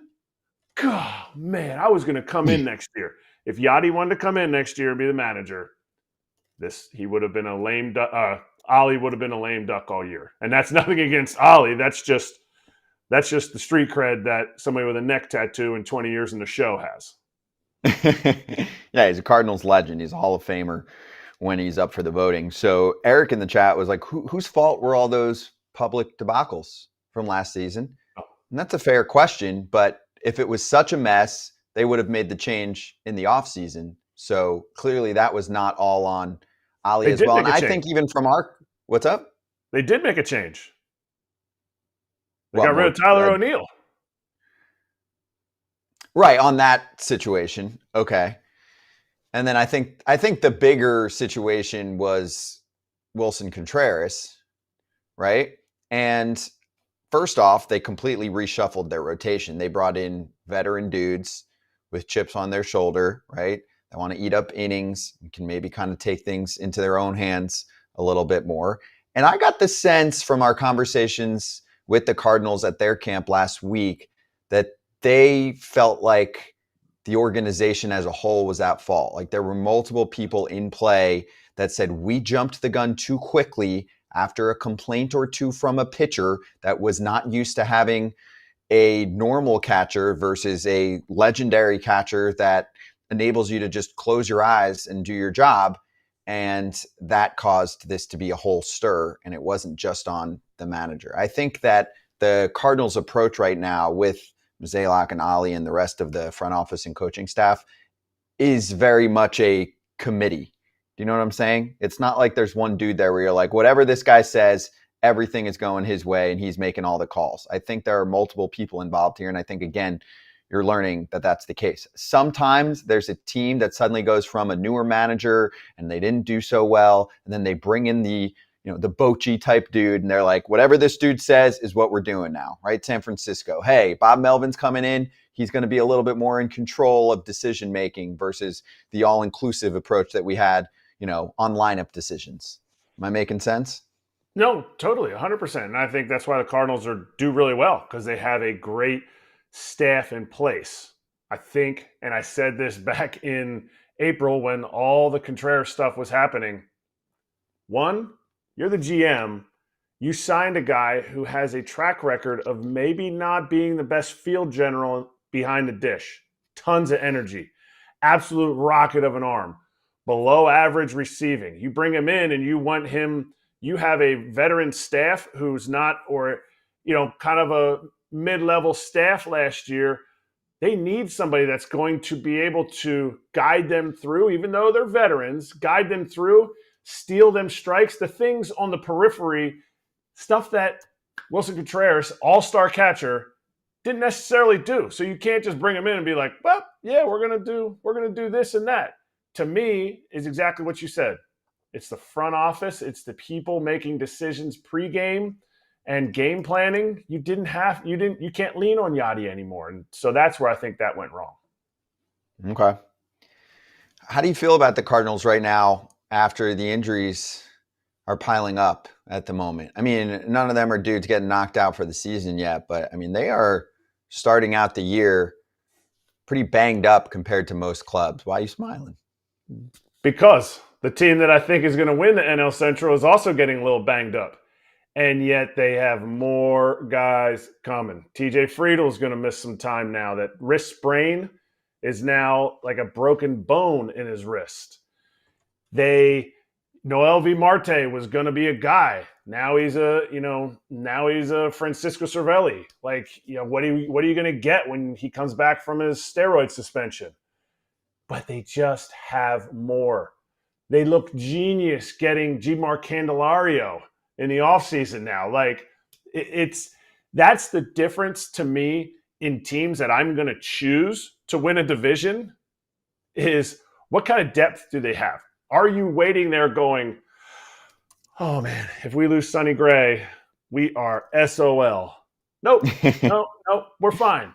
Like, TJ Friedl had an over 800 OPS last year.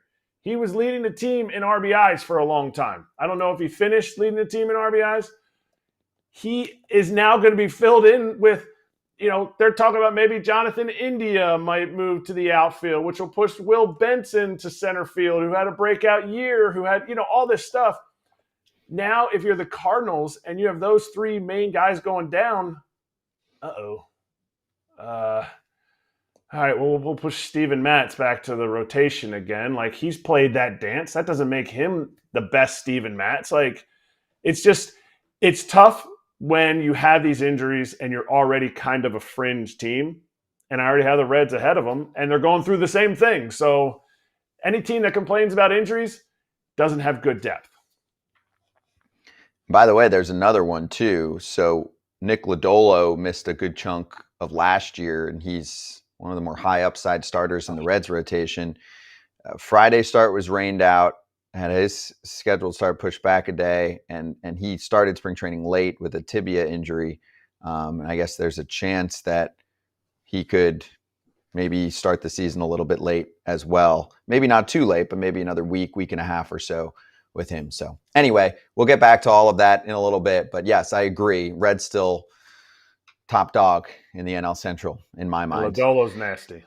Lodolo is freaking nasty, dude. I'm a big fan. Big swing and miss guy in Cincinnati. You need that in that ballpark. All right.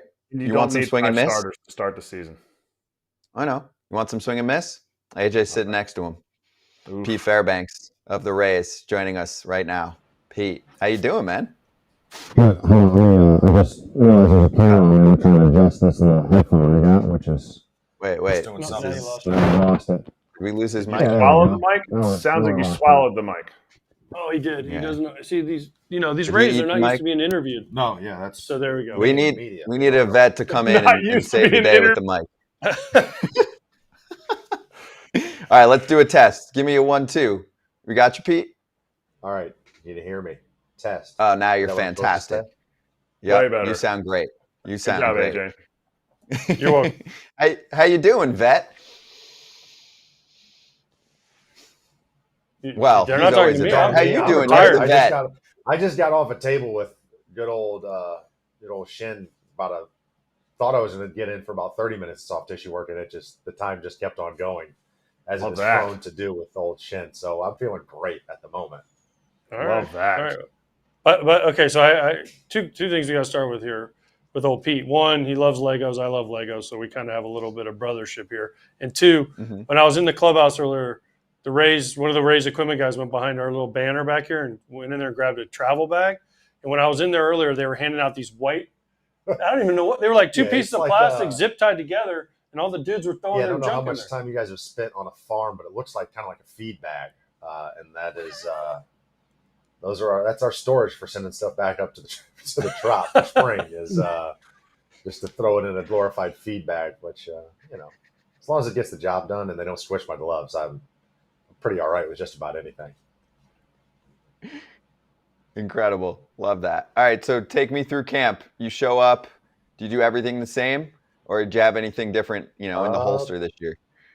Pretty much started throwing a changeup a little bit, and that's about the only new development. I'm on my 8 or 9 game buildup that I've done for this will be my third time doing it. I did it coming off my lat in 22, and then last year everything's been feeling good. So we're just trying to, check the boxes, get my daily goals for the games in, and make sure we're all fine tuned for the 28th.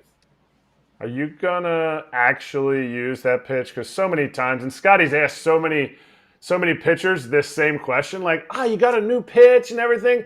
Guys feel real comfortable until the lights get a little brighter, and then you get back there and you're like, hey, Pete, we got a 2-run lead. Let's go change up. And you give them one of these. No chance. Speedball.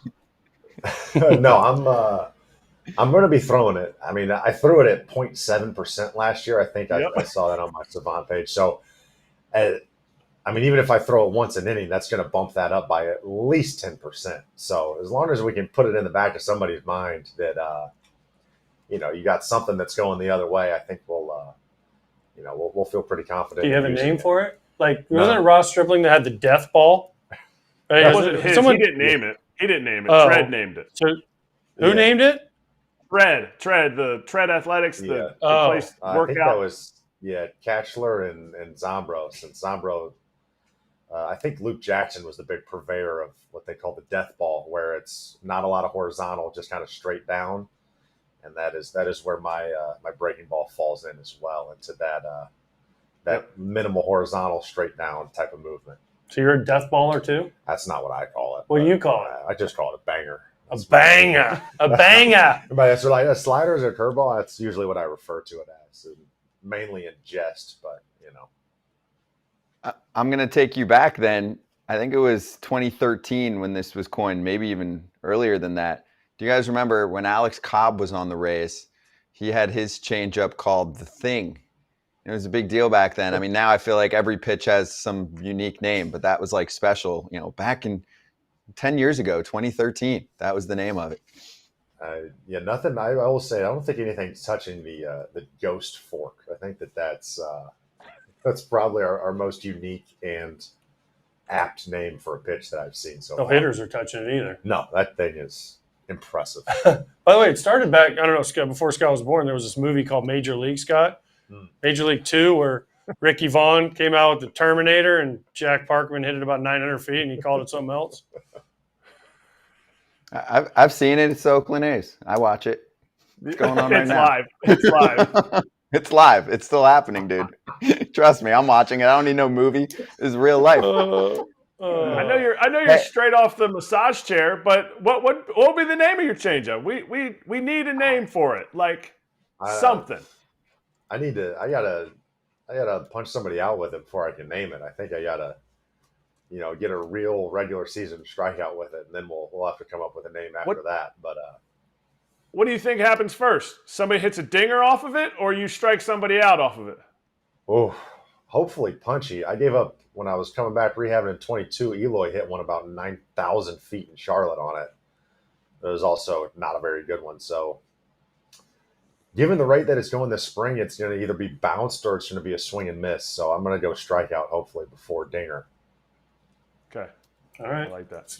Confidence as a pitcher. Confidence as a pitcher. Yeah. Last time we had Have you to. on, you had a black eye. Yes. Okay. Yeah. Have you seen Brandon Lau's black eye? I have. He was trying to run around telling people he did trying to co-op my story for himself. His is way less funny than mine. Yours happened how? I was playing basketball in my pool. Yeah. And his happened. He hit himself in the face with a hammer.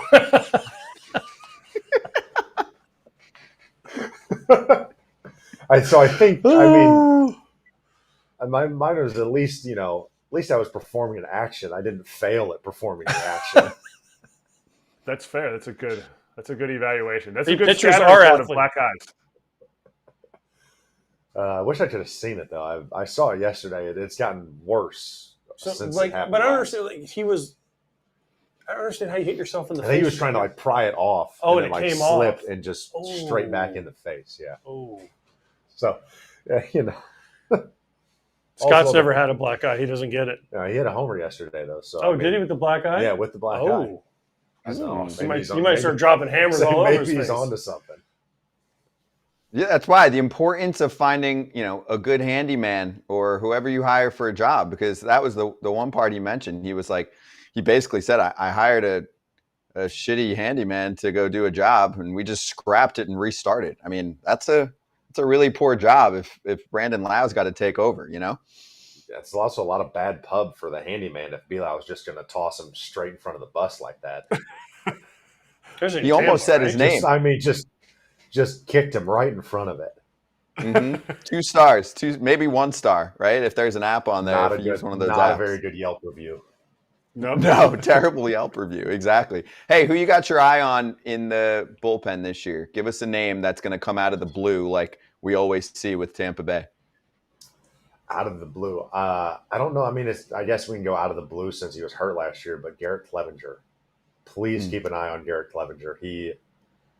I've not seen a lefty that's been like, I want to face him yet. And he's trying to get his work in, and then, the live's building up to games, and all the lefties are running. So, that's going to be my pick, my dark horse. You kind of got a taste of it at the end of 22 in Cleveland. I think he shoved for 2 full frames in one of the wild card games. So I'm going with Clev for my pick out of the bullpen for the year.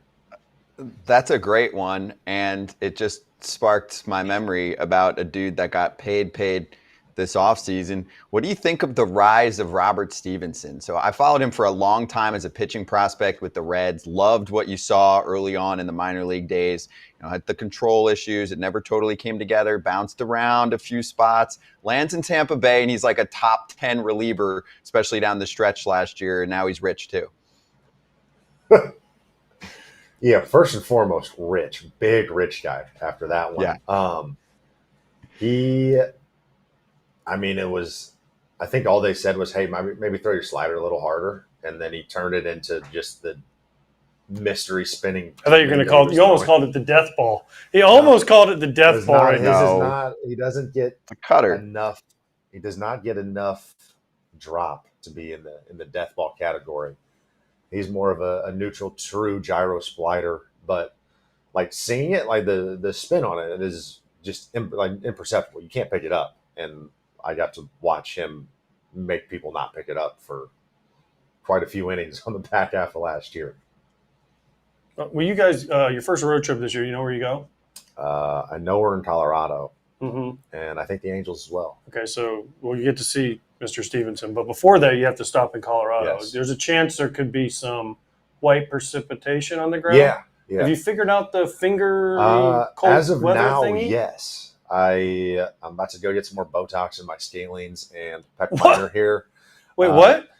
So yeah, I had a working theory that it was a little bit of just kind of compression through like brachial plexus with like scalenes and everything up there. And so I had some shots at the start of the off season, went back to St. Louis where it was cold and had no issues with it. So, and then I've got my meds back up, just in case, we need to. So you get shots in your neck? Yeah. To make your fingers feel better? Yeah. And everything runs from the neck, Basically everything important. I thought everything ran from the heart. Yeah, it does, right. So heart up. Then everything important that goes down to like your extremities runs right through where you get your. So you get TOS. Botox. You get Botox shots. Yeah. Really? Yeah. I didn't know that. Hey, That's why he doesn't. Scott, do you know that? Me? I got a lot What of do I know theories. everything? I know a lot about Botox as a broadcaster. I know many people in the industry that are big fans of Botox, but it's not for the reason that Pete's talking about. So no, I did not. Although I do remember that story popping up because it's unique. Like, do you know anybody else, especially as a big leaguer, that's in the scenario like you are with this? Not that I think that some people have had it, but I was talking to one of our minor leaguers here who actually has had a little bit of an issue with it, but it didn't seem like it was presented in like the exact same way. Because there's on mine, I'll go like pins and needles and lose feeling, and the other end is it just starts turning purple and hurts. So I think I would have taken the feeling, but it hurts over the lack of feeling. And I was actually out in Denver this winter, and I didn't have any issues there either. Really? So skiing? Not skiing. That's okay. Good answer. That is contractually not. I was going to say allowed. that's a good answer. I would never do that. You're just out there to hang out? I was just out there. Yeah, I know. I was actually just hanging out. Oh, yeah. Okay. Not a bad place to hang out. No, they have some things to do. They do. I went to the Meow Wolf. You know what that is? I don't know what that is. It's trippy. What is it? Very trippy. It is more or less a like fully immersive art exhibit, but it's like kind of cyberpunky, kind of like fantasy. It's pretty weird. It was cool though. Definitely had a good time. Next time I'm in Denver, I'm gonna have to. What, Meow Wolf? Meow Wolf. It's right by. Do you have to stop at one of the special places in Denver before you go in there? You can. I definitely saw some people there that had stopped at one of those recreational spots throughout the greater Denver metropolitan area. But I was not. My wife and I were not the ones that had stopped at those spots earlier. Okay, that's good. It's good. Contractually obligated, by the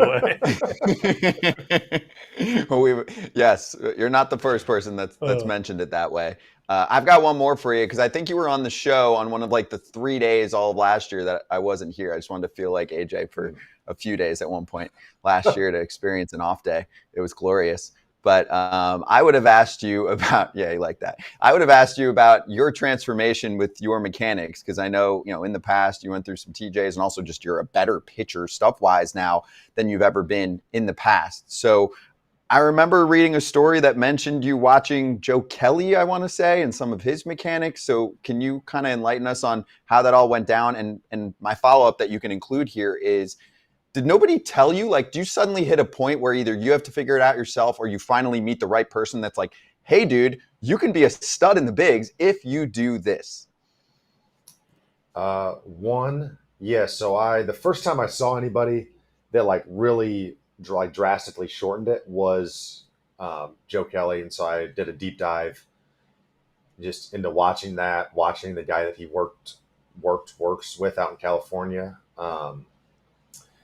And then I had a TJ and I was like, well, I gotta stop doing this. So I gotta figure out something that's going to try and keep me a little bit more, repeatable, a little bit more healthy, a little just better. I felt like, so I had my surgery in August of 2017 and then was basically trying to figure out how to do it that whole off season when I was back in St. Louis. I was coaching a little bit, helping out at the place where I used to work out when I was in high school. So I basically had a free reign of a facility to try and tinker and see everything that I needed to do to go through it. And then I was fortunate enough to have some good people back home. And then our Rangers rehab guys that we had on the minor league side were all in on me. I said, I'm going to do this. Will you guys like help me take video, make sure everything, seems like it's in the right spot? And then, found some drills that helped me in terms of different implements to, throw some heavier stuff, make sure that everything is syncing up and there's more elbow flexion and I'm able to get it up, in a better spot, a little more on time without some of the mechanical pitfalls that I had fallen into before. And, that kind of all just snowballed from there. I was stronger, velo went up, more repeatable, and it all just kind of took off. Sweet. Yeah. Sweet. Easiest way to describe it. Sweet. I mean, whatever works for each person, right? So the day Scott wasn't on, Yes. we had you remember who you came It on? was Trisha, wasn't It was Trisha, yes. So now Trisha just did a ride along with you, didn't you? Yes. Just do one? How did that go? Well, I it was saw good. I saw it on Instagram. However- I saw the beginning of it on Instagram, and then I just however, swipe. the issue is they can't license out the music. So like that's like the best part of my car ride Is your music? whatever I'm playing. Yeah. So what do At you? least for me. What do you rock out to on the way in? We lost an earphone again. AJ's got another That's save. okay. Yes. So goodness. Oh Am I like sitting on this or what's going on? Yeah, you're too big. I'm blaming the producers. So, I mean, everything. I don't have like a specific genre. I'm into most things, provided that it's English. Big English music guy. Okay. As you So no probably like know. Bad Bunny. You're not going to find me listening to Manuel or Bad Bunny or Okay. any of those. Okay. So is it rap? Is it hip No, hop? I mean, Is there's it rock? some. I went in on a little Big X the Plug recently. A what?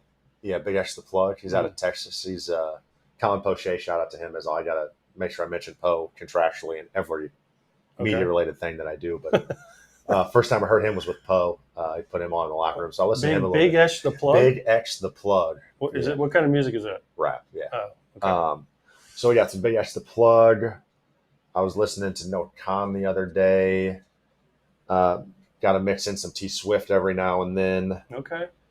And So then you're with it. my classic pop punk stuff, some Blink, Angels and Airwaves, Fall Out Boy, all those good, What suburban white determines guys. it? Is it like, let's say you pitch 2 days in a row, you're not pitching that day, but you come into like some T Swift to make it a little smoother? What do I need to mellow it out? It's really whatever I'm feeling, and then whatever is at the top of my. I'll just save everything. I have like 6,000 saved songs, something ridiculous. So it's whatever I'm feeling, whatever's up. I try and keep it a little more chill in the mornings, and then chill afterwards. I try and get all the energy out from like 6 to 9:30 probably is when I'm trying to. So do you go straight out of your car? Or Yeah. I'm assuming you're Bluetoothing it off your phone, Yeah. right? Do you then just go, because you can't, we had Brandon Lowe in here. He was talking about how close he gets to park now because he's a veteran. Yeah. So you have to park far away. So do you just go right from your phone, right to your car, right to your AirPods, and just continue No, to stroll? I like to have a little silence, or the sounds of 4th Street South as it runs right by our parking lot. Get honked at a yeah, couple yeah. times, wave. It's like Arizona came out about 10. It might be 10 years ago now. It was a movie called We Are Your Friends. It was about an EDM producer, and he eventually became a better musician by not listening to music all the time. So maybe we're just taking a page out of his book and getting a little silence in our days. Big Scub the Plug. Mike in the chat said, Pete going from rap to Noah Khan is incredible range. So you've got big we're fans. pretty versatile on Yeah. on the musical side of things. Well, Pete, great catching up with you, dude. Thanks for swinging by, and we'll catch you during the year, right? It was a pleasure. We didn't get to talk about any Legos. I know. We don't have to, because we will next. We're going to have you on again. We're going to talk Legos. By the way, Mottola was in here. He's got no socks on. He's going to ground himself here. Yeah, Maybe pitchers are doing it We're too. gonna go earth on the way out. I'm gonna go barefoot to the dugout to watch my relievers throw. Tampa Bay groundings. Grounding? Did I say that right? Earthing, whatever it is. Earthing? Is it earthing or grounding? Motors in it. Motors are different. Motor's a different cat, as we know. We don't want to be too. We don't want to be too similar to Motor. Well, do your barefoot thing, Pete. Good to see you, man. We'll talk Legos next time, okay? All right, sounds good. Appreciate you guys. Thank you. Same here. Pete Fairbanks with us. Grounding. Okay, good. Got it, at least for now. All right, let's get right back to the news while we've got a moment here. I know many in the chat asking about other items that we will get to eventually. So the next one on my list is breaking the rules. We're doing it today. The two names that we You went so long have without saying them. not said for an entire show. Did we go one show or no? You went one show, but you mentioned them. You just didn't say their name. Okay, well, I got to say the names again because there were reports over the weekend. Ken Rosenthal and Chandler Rome were talking about the Astros and some conversations with Blake Snell. So let's do some math, okay? Kendall Graveman gets unfortunate news in the offseason, one of my favorite players, that he's out for this season. 5 seconds later, they call Josh Hader. They get a deal done. They've got one of the nastiest bullpens on paper in terms of high leverage that I've seen in a while. This time around, Jose Urquidy, forearm muscle strain, shut down for a few days at least, likely to start the season on the injured list. All of a sudden, you see Chandler Rome with the tweet that the Astros remain engaged in the free agent starting pitching market, according to multiple sources, and that owner Jim Crane coveted Blake Snell at last August's trade deadline. He said it's worth wondering if they may circle back. A couple other tweets about this. Jim Bowden said the Astros' interest in Snell is a shorter-term deal with high AAV with the same type blueprint as the Boris Corp did with Bellinger. Giants, Angels, Yankees have also been linked to him at different times this offseason. They are not interested in a NOLA-type contract. And we'll bring in AJ's thoughts on this too. And here's the last part I'll give you because we do have an update on Bob Nightingale's notes column from the weekend. Here's what Bob said. This one was interesting. They didn't get a lot of pub, but it should. He said, the Astros, who exchanged contract proposals this week for Blake Snell, now appear to be long shots to sign him. They have balked at Snell's asking price of at least a 2-year guarantee for $60 million, including an opt-out after the 2024 season. The Astros' biggest concern is they'll be over another luxury tax threshold if they pay Snell close to $30 million annually, because right now they're over the first tier. They'd be over the second tier if they sign him for that kind of dough, which would then require the 45% surcharge. So his contract would cost a lot more than what they're actually giving him. So then Bob finished by saying the Giants are now looming as the favorites for Snell, who have been engaged, but we're also waiting for the price tag to drop. Whew.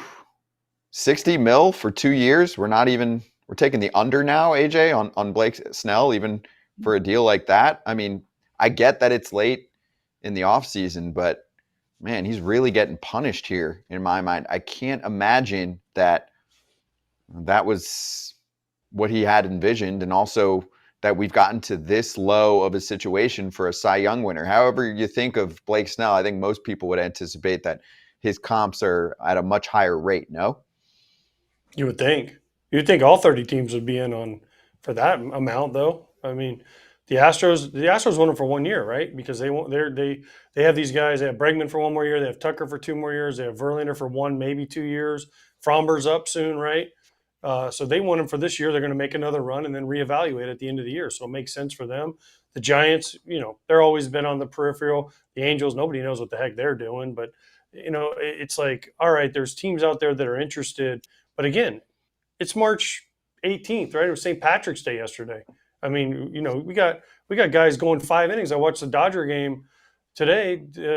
Bobby Miller went 5 innings today. I mean, these dudes are deep into camp. So even if he signs a 2-year deal for 60, how do you you have to put something in there to where the time he misses, right, until he gets on the actual roster. So he's not even going to get 60. So it's an interesting move. And again, I mean, him and Montgomery are just sitting out there. JD Martinez, Michael Lorenzen, they're just sitting out there. Tommy Pham going, man, the season's starting in the season starts for some of those teams, tomorrow, 2 days from now, Wednesday, the Dodgers and Padres kick off. So, I mean, it's now or never. And if, because what are you going to wait till July to sign? And then, you lose the whole year. So it just doesn't make any sense. They got to figure it out. And I know Snell, I think threw 5 innings or something, simulated game yesterday in front of some scouts, but it's not the same as pitching in a big league game.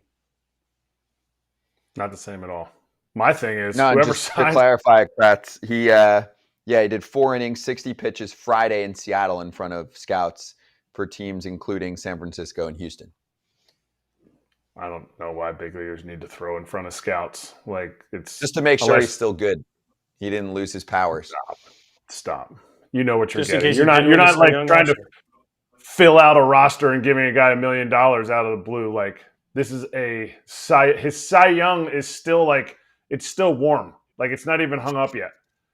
But my thing is, whoever signs Blake Snell, whether it's the Astros or the Giants, they're not even going to get it to pick anybody in the draft next year or this year when it comes up. Like, all the draft picks are going to be gone. And the other thing that comes out of these quotes for me from Jim Crane's the guy, and I didn't read the book yet because AJ's still reading the book, The Astro Way or whatever it's called.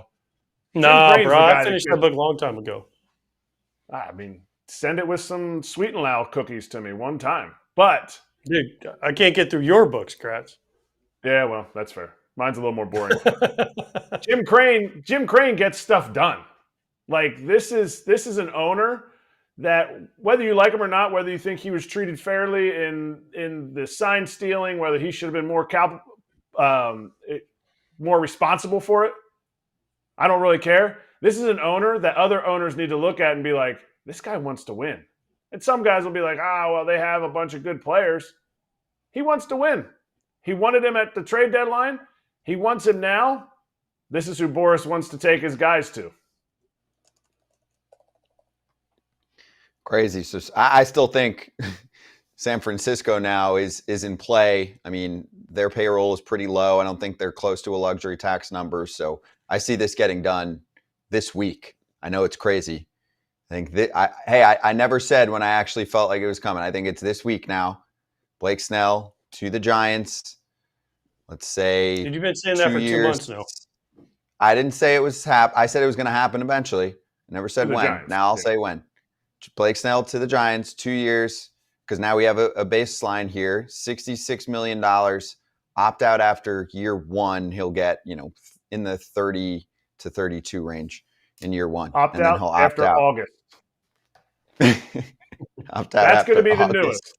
Opt out after August, or it turns into a 5-year, $155 million contract. Boris, get it done. Wow.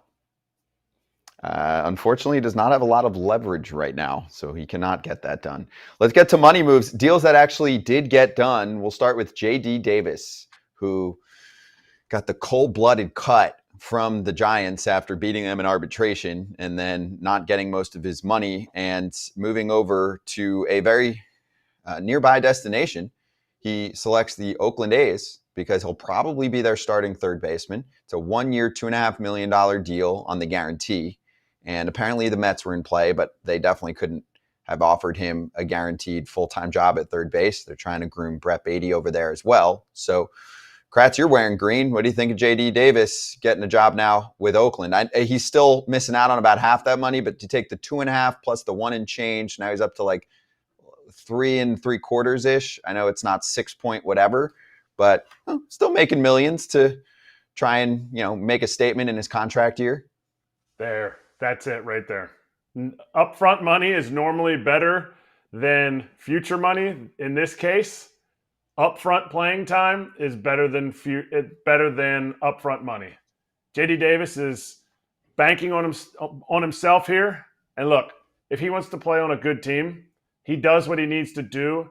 He has a shot at hitting 25 dingers, but the trade deadline. If he has, let's say he has 15 to 20 home runs by the trade deadline, right after the All-Star break, he's going to be one of the most coveted bats. Now, is the team going to bring him in as a lefty masher? He's always going to be seen that way.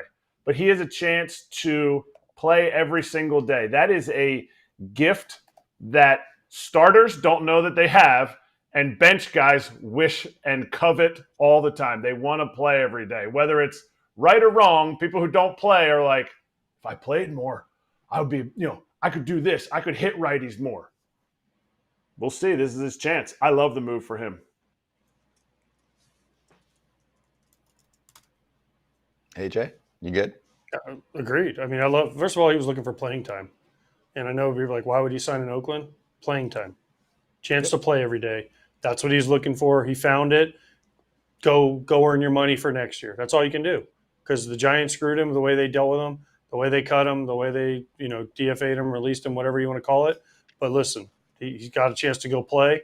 Didn't have to move. He already probably had a place in San Francisco lined up. Just has to make a little bit farther drive now and go play every day, hit your homers, and get paid next year. AJ, you think they did that on purpose? You think they did the hour before he signed his ARB? I mean, you know how the ARB situation works. I only know how non-tender deadline works. So, you feel like this was something that possibly was coming down the road, coming down the line? I don't think so. I think it was more of a they signed Chapman, and they were like, we can get rid of him and don't have to keep him. More than anything, I don't think this was a planned thing. I don't think this was, pre-rehearsed or any of that. I just think it was bad timing for him.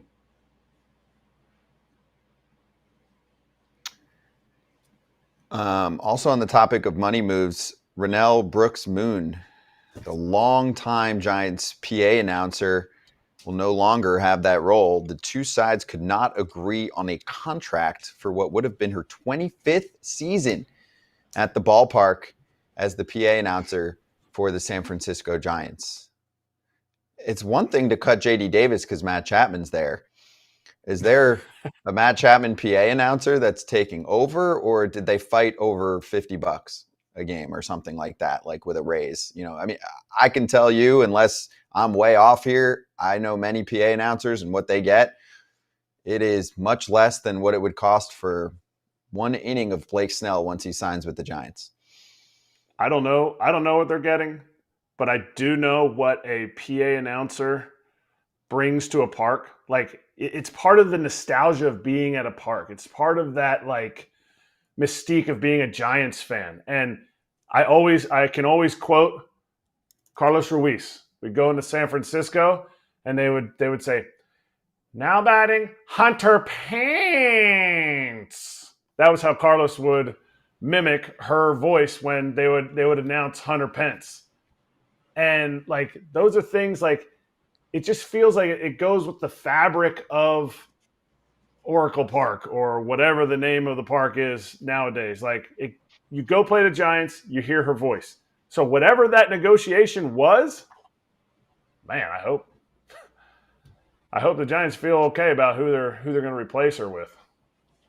Giants fans are pissed, AJ, and I get it when you're cutting JD Davis because Matt Chapman's taking the spot and they want to save up for Snell, but I don't think you're going to save that much on your PA announcer to be able to acquire last year's Cy Young winner. The PA announcer, kind of like what Kratz said, it becomes part of your history of the park, right? Like your TV announcer, your radio announcer, you hear their voice all the time. And I just remember going, Barry Bonds, right? And it was when I was there for a year. And it was cool to go there and you'd hear a voice and you're like, I'm in San Francisco. Oakland has their guy. Chicago has Gene Honda, who does the White Sox games, right? I remember the Cubs just switched their PA guy, and they got a guy that sounded similar to the other guy, right, that was there before him. And Bob Shepard, remember the Yankees, number 2, Derek Jeter, number 2, right? The whole thing. So it becomes part of just the whole experience of going to that ballpark. So, yeah, it's going to be different, but listen, I mean, I feel bad for if they couldn't get it worked out, but at the end of the day, whoever the next guy is for the next generation, next person, that's going to be who they are used to hearing to. Dan Baker with the Phillies. Dan Baker with the Phillies has had a lot of health issues, and he has grinded it out, and he has been there. That's who I remember hearing as a kid. So for him to say my name, my dad one time threw out the first pitch, him saying his name, just the inflection of the way he says it, and he's a local guy, so his accent connects with fans. I would love for Scotty to tell me how much they could possibly have been negotiating. Are we talking $10,000? Are we talking $2,000? What could the negotiations be coming down to? Correct. Whatever you're saying is probably in the ballpark over the course of a year, right? Because it's hey, we're paying you $200 a game. She wants 300. They say 250. Like that. That's probably at the tops. I know plenty of PA announcers that were getting, I don't know, $100 a game, maybe 150. Like What's she's he been want, around free 25 parking? years. She's a legend there. She's making Maybe more than that. She's making more than the pricing's $100 a little a game, higher. dude. I understand, but I'm saying she's not making $1,000 a game. I mean, if she makes $1,000 a game, that's $81,000 a year. And I guarantee you she's not even close to that number based on what I know for most PA announcer salaries. So the In San point Fran, here she's is homeless. that we are not talking about big bucks here to be able to figure this out.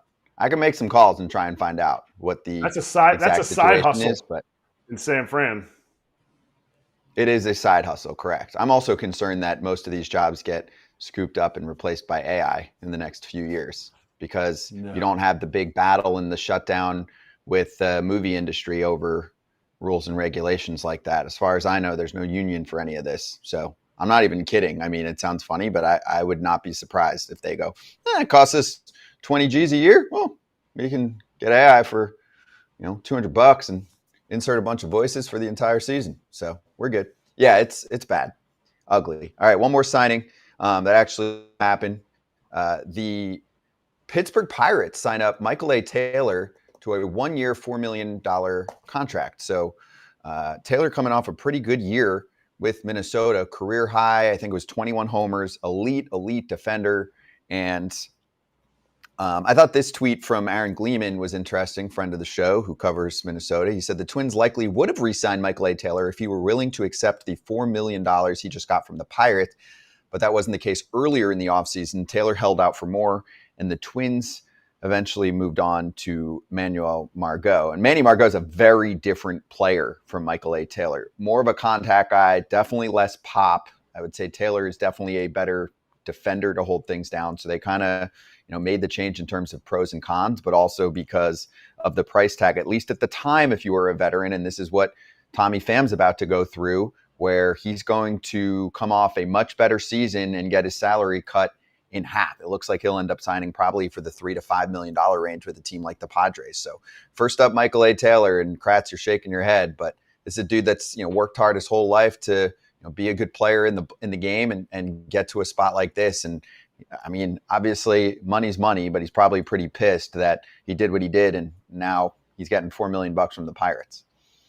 You don't just work your whole life for it. You work to improve. And he's had his issues with strikeouts. He's not an on-base machine. I get it. But he helped your team. Like, they would have likely paid him the $4 million. You paid him $4.5 million. You got a steal out of a 2-year, $9 million deal for this guy the last 2 years. Where's the, hey, we're going to kind of take care of our guy here? Was he asking that exuberant of an amount that you couldn't have said, hey, I know you worked for 4.5 last year. We appreciate what you did.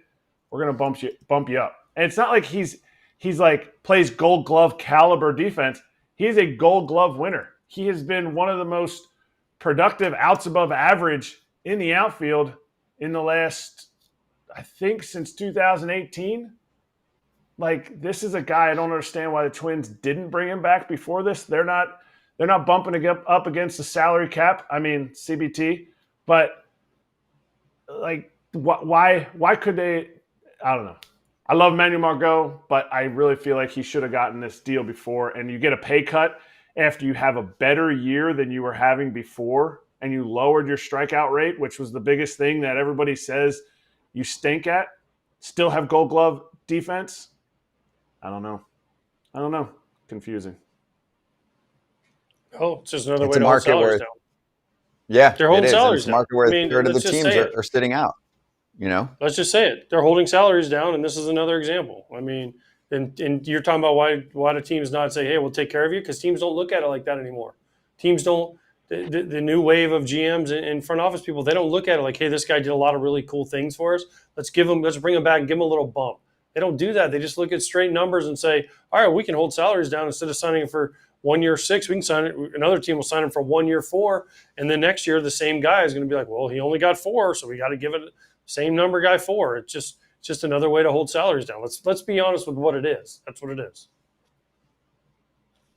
Yeah, and also, I mean, I was just thinking about Harrison Bader, $10.5 million, I believe, was his 1-year contract, and he is an even better defender, I would say, than Taylor, although it's not that far of a difference. I would say Taylor probably a better offensive player, at least over the last couple years. Is Bader worth more than double Michael A. Taylor? No, I think it was just timing of the market.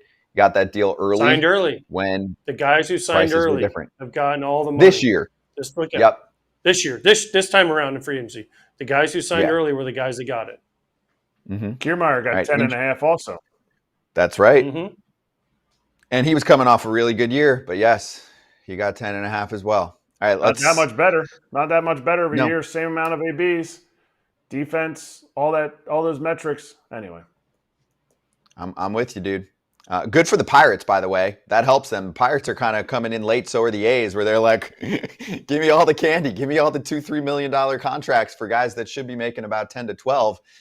It makes those teams better. It actually makes me rethink things on some of the over-unders. You know, if you're late to the party there, some of these teams like the Pirates and A's are adding wins down the stretch here right before the season starts. Didn't the Pirates sign Domingo Germán too on a minor league deal? They did.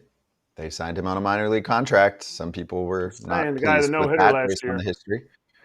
Yeah. $1 million. It's a 2-year deal too. They have a club option for next year. So injuries suck.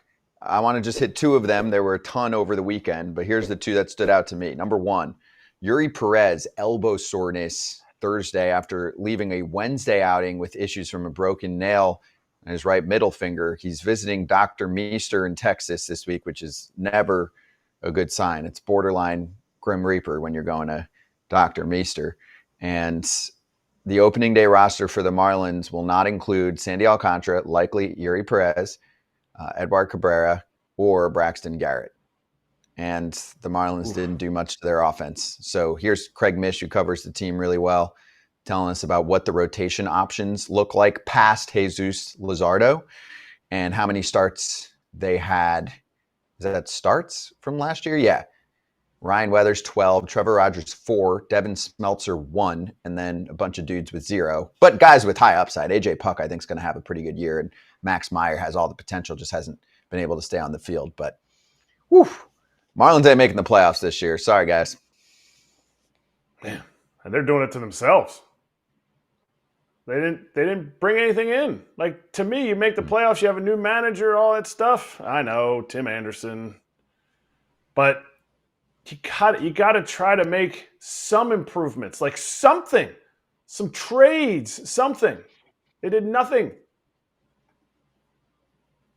By the way, Scott, I just want to say I don't know who Meester is, but I know who Dr. Meister is, and he's not the Grim Reaper.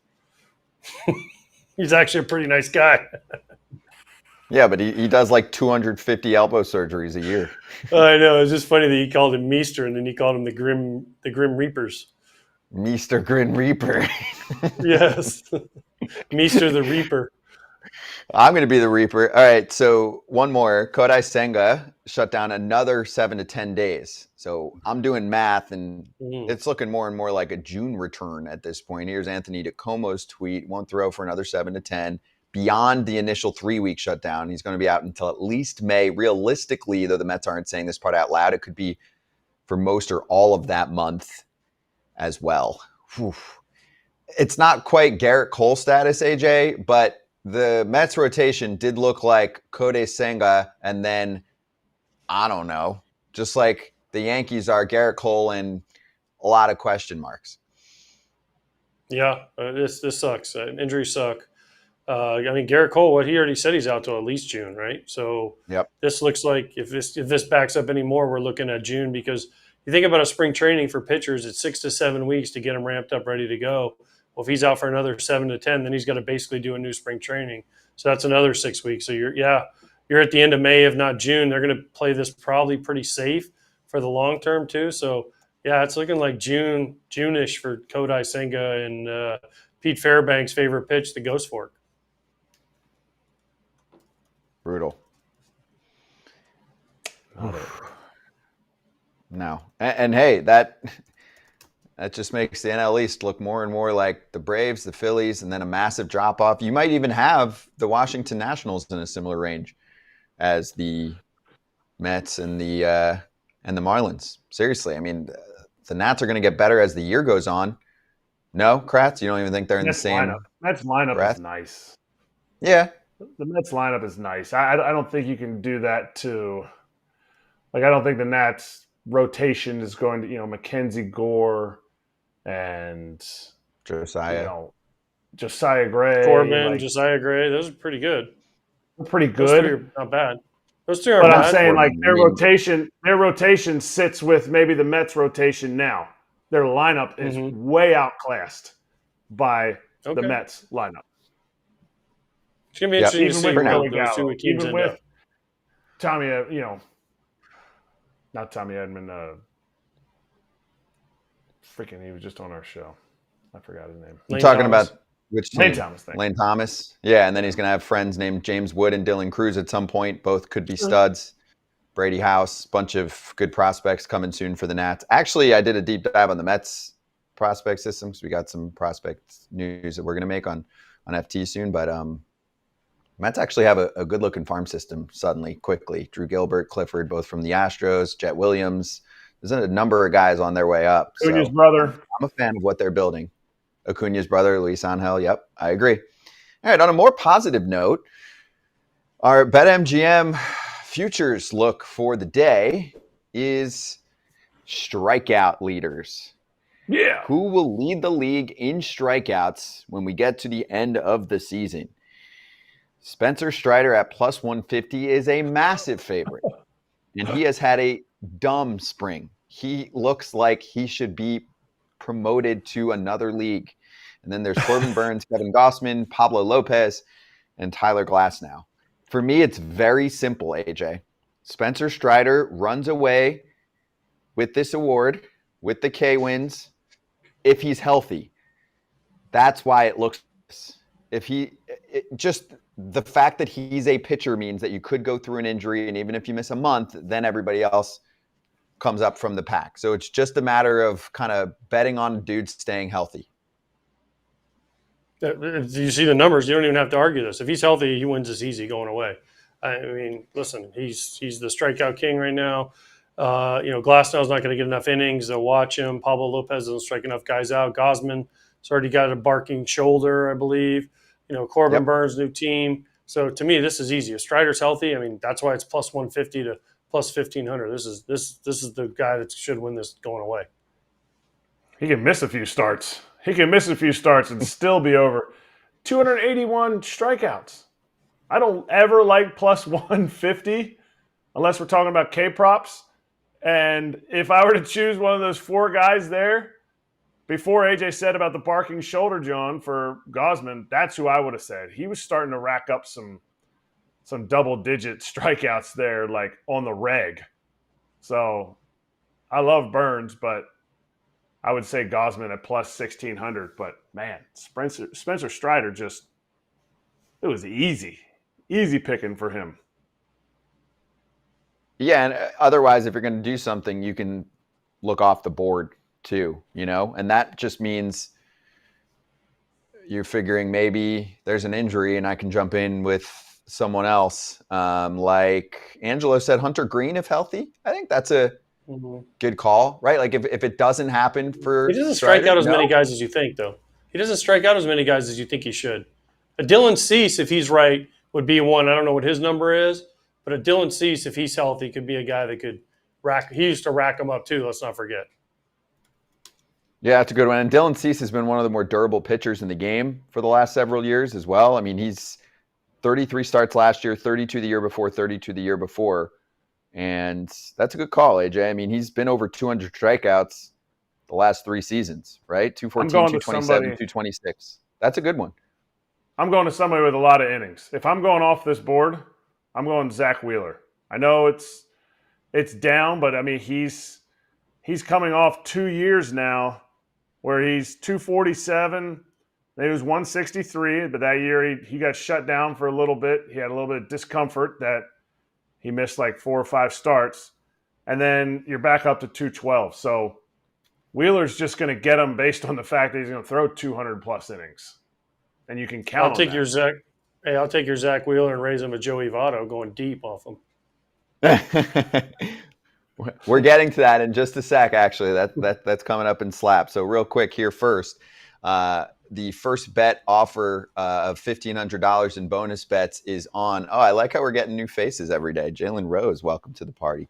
Download the Bet MGM Sportsbook app on iOS or Android, or visit betmgm.com. Sign up and deposit at least $10 into your new account. Place your first wager and receive up to $1,500 back in bonus bets if the bet loses. And if that bet does lose, your bonus bets will be available once your initial wager is settled. Also, for the North Carolina FT fam, place your first BetMGM Sportsbook wager through the app of at least $5, and you'll get $150 instantly in additional winnings, regardless of your wager's outcome. So bet 5, get $150 instantly in bonus bets. For everything I said, it's the same code always. Use the code FOUL, FOUL. Gambling problem or concern, call 1-800-GAMBLER. All right. Yes, I got a few items to get to in slap hands, so let's hit that next.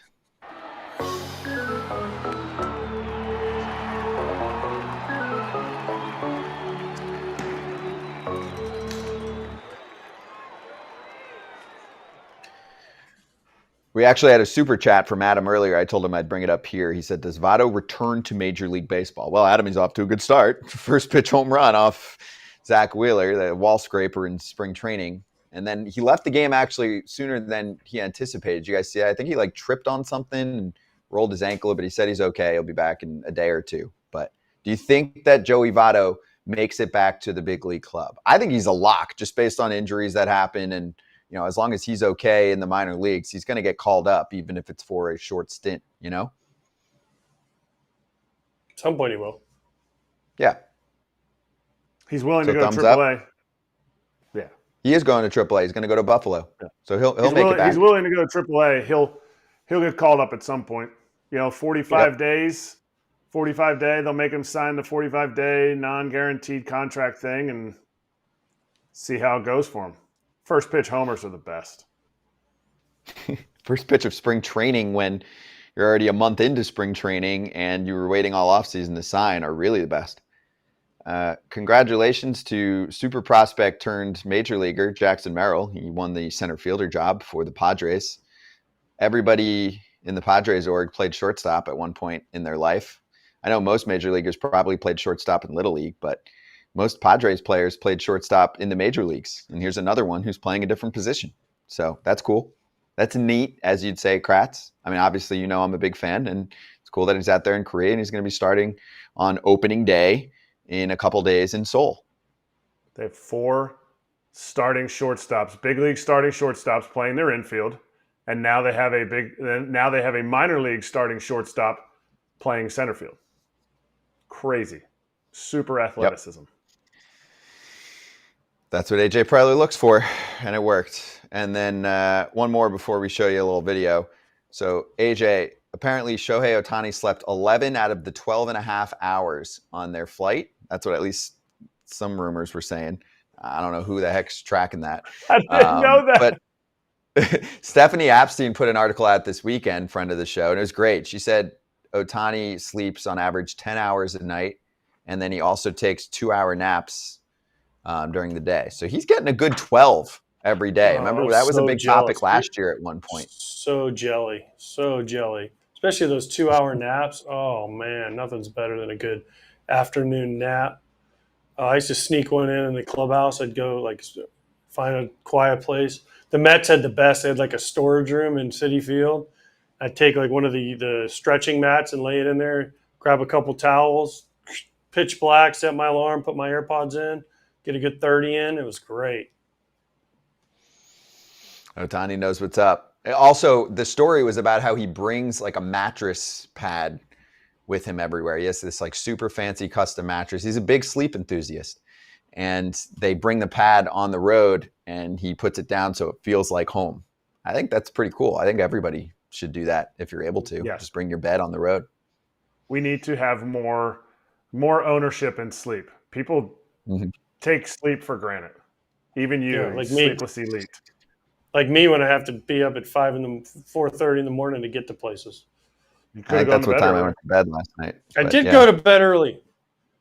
By the way, I don't know if you guys, how much of the Dodger game you guys saw today, but every at bat they kept showing his wife.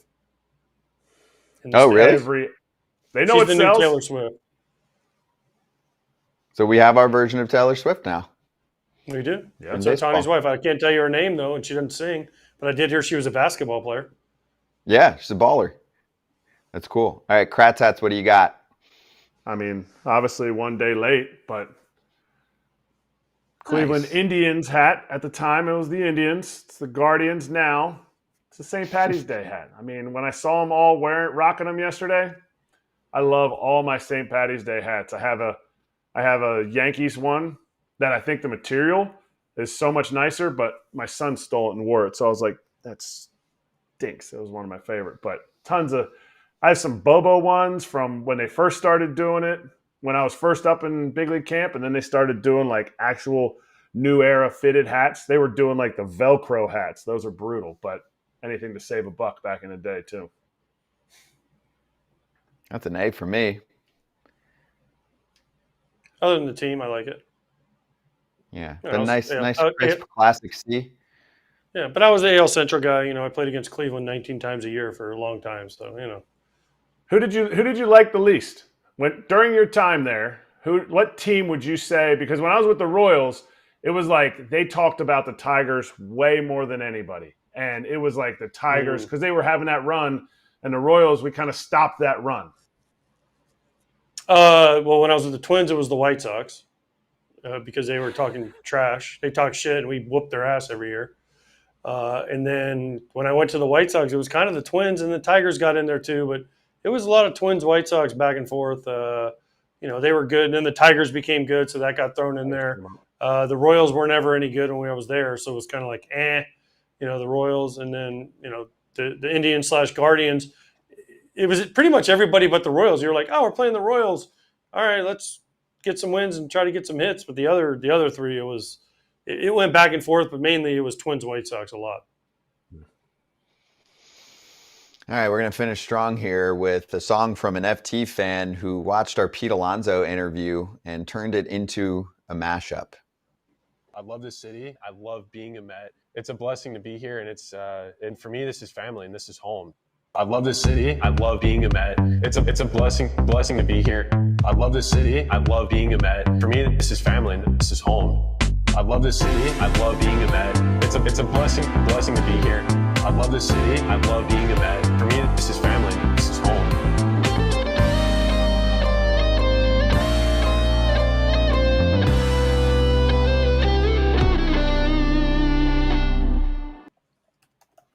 That's how You think you're an keep a FT player. fan? Yeah. That is how you keep a player, and that's how you keep us happy. I mean, you think you're an FT fan, and then you see that. Now, who's going to do the next mashup? Just saying. Good job. All right, AJ, shout out on the way out. What do you got?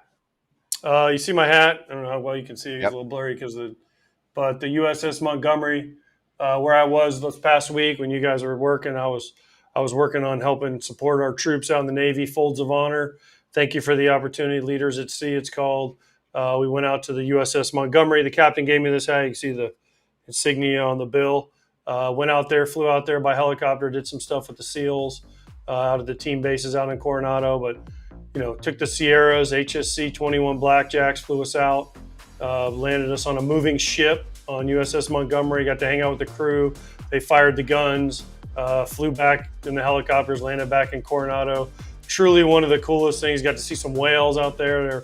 They were shooting the guns. They had to make sure there was no whales in the area before they shot the big gun on the front. But truly once in a lifetime. So thank you, USS Montgomery, and thank you to all the servicemen and women out there that protect us in the United States. Well said. Yeah, and we saw pictures and videos. It looked really cool out there. And same thing. Thank you for your service to everyone out there who also got to hang out with AJ for a day or two. So that was cool. And lastly, AJ, we'll see you in Sarasota on Tuesday. Tomorrow, Orioles, baby. Wow. Oriole The Reds camp. aren't still in Sarasota? No, neither are the White Sox. Just in case you're wondering. That was gonna be my next comment. The Orioles will be there. No Adam Jones. Hopefully they're on the road, so hopefully we'll get a good contingent of Orioles guys staying back to hang out with. If not, it could be me and Cody Ashe, the assistant hitting me and coach. maybe me and Corbin Burns. I don't know. Ooh, He's boring. I like that. Yeah, Corbin, Mr. Burns would be nice. We could They have get 20 good Grayson players, Rodriguez. though. Grayson would be nice. I'm trying to think of Yeah. the starters. Bradish isn't going anywhere. If he's there, we could maybe grab him. Kramer. I don't know. Maybe Tyler Kimbrel, we can Wells. actually get him. Kimbrel, I'll grab Kimbrel. I'll would make be him. nice. Grab him by his I'll ponytail and answer drag our him in there. text. We'll say everyone Grab for Dean O's Kramer, camp too. He was good. on Yeah, Tuesday. he's got Yeah, the Dean ponytail Kramer's too. good. Yeah. Tuesday, O's camp. Wednesday, Thursday, Dodgers, Padres, post-game shows, and then regular FT. We will see you in Sarasota, Florida.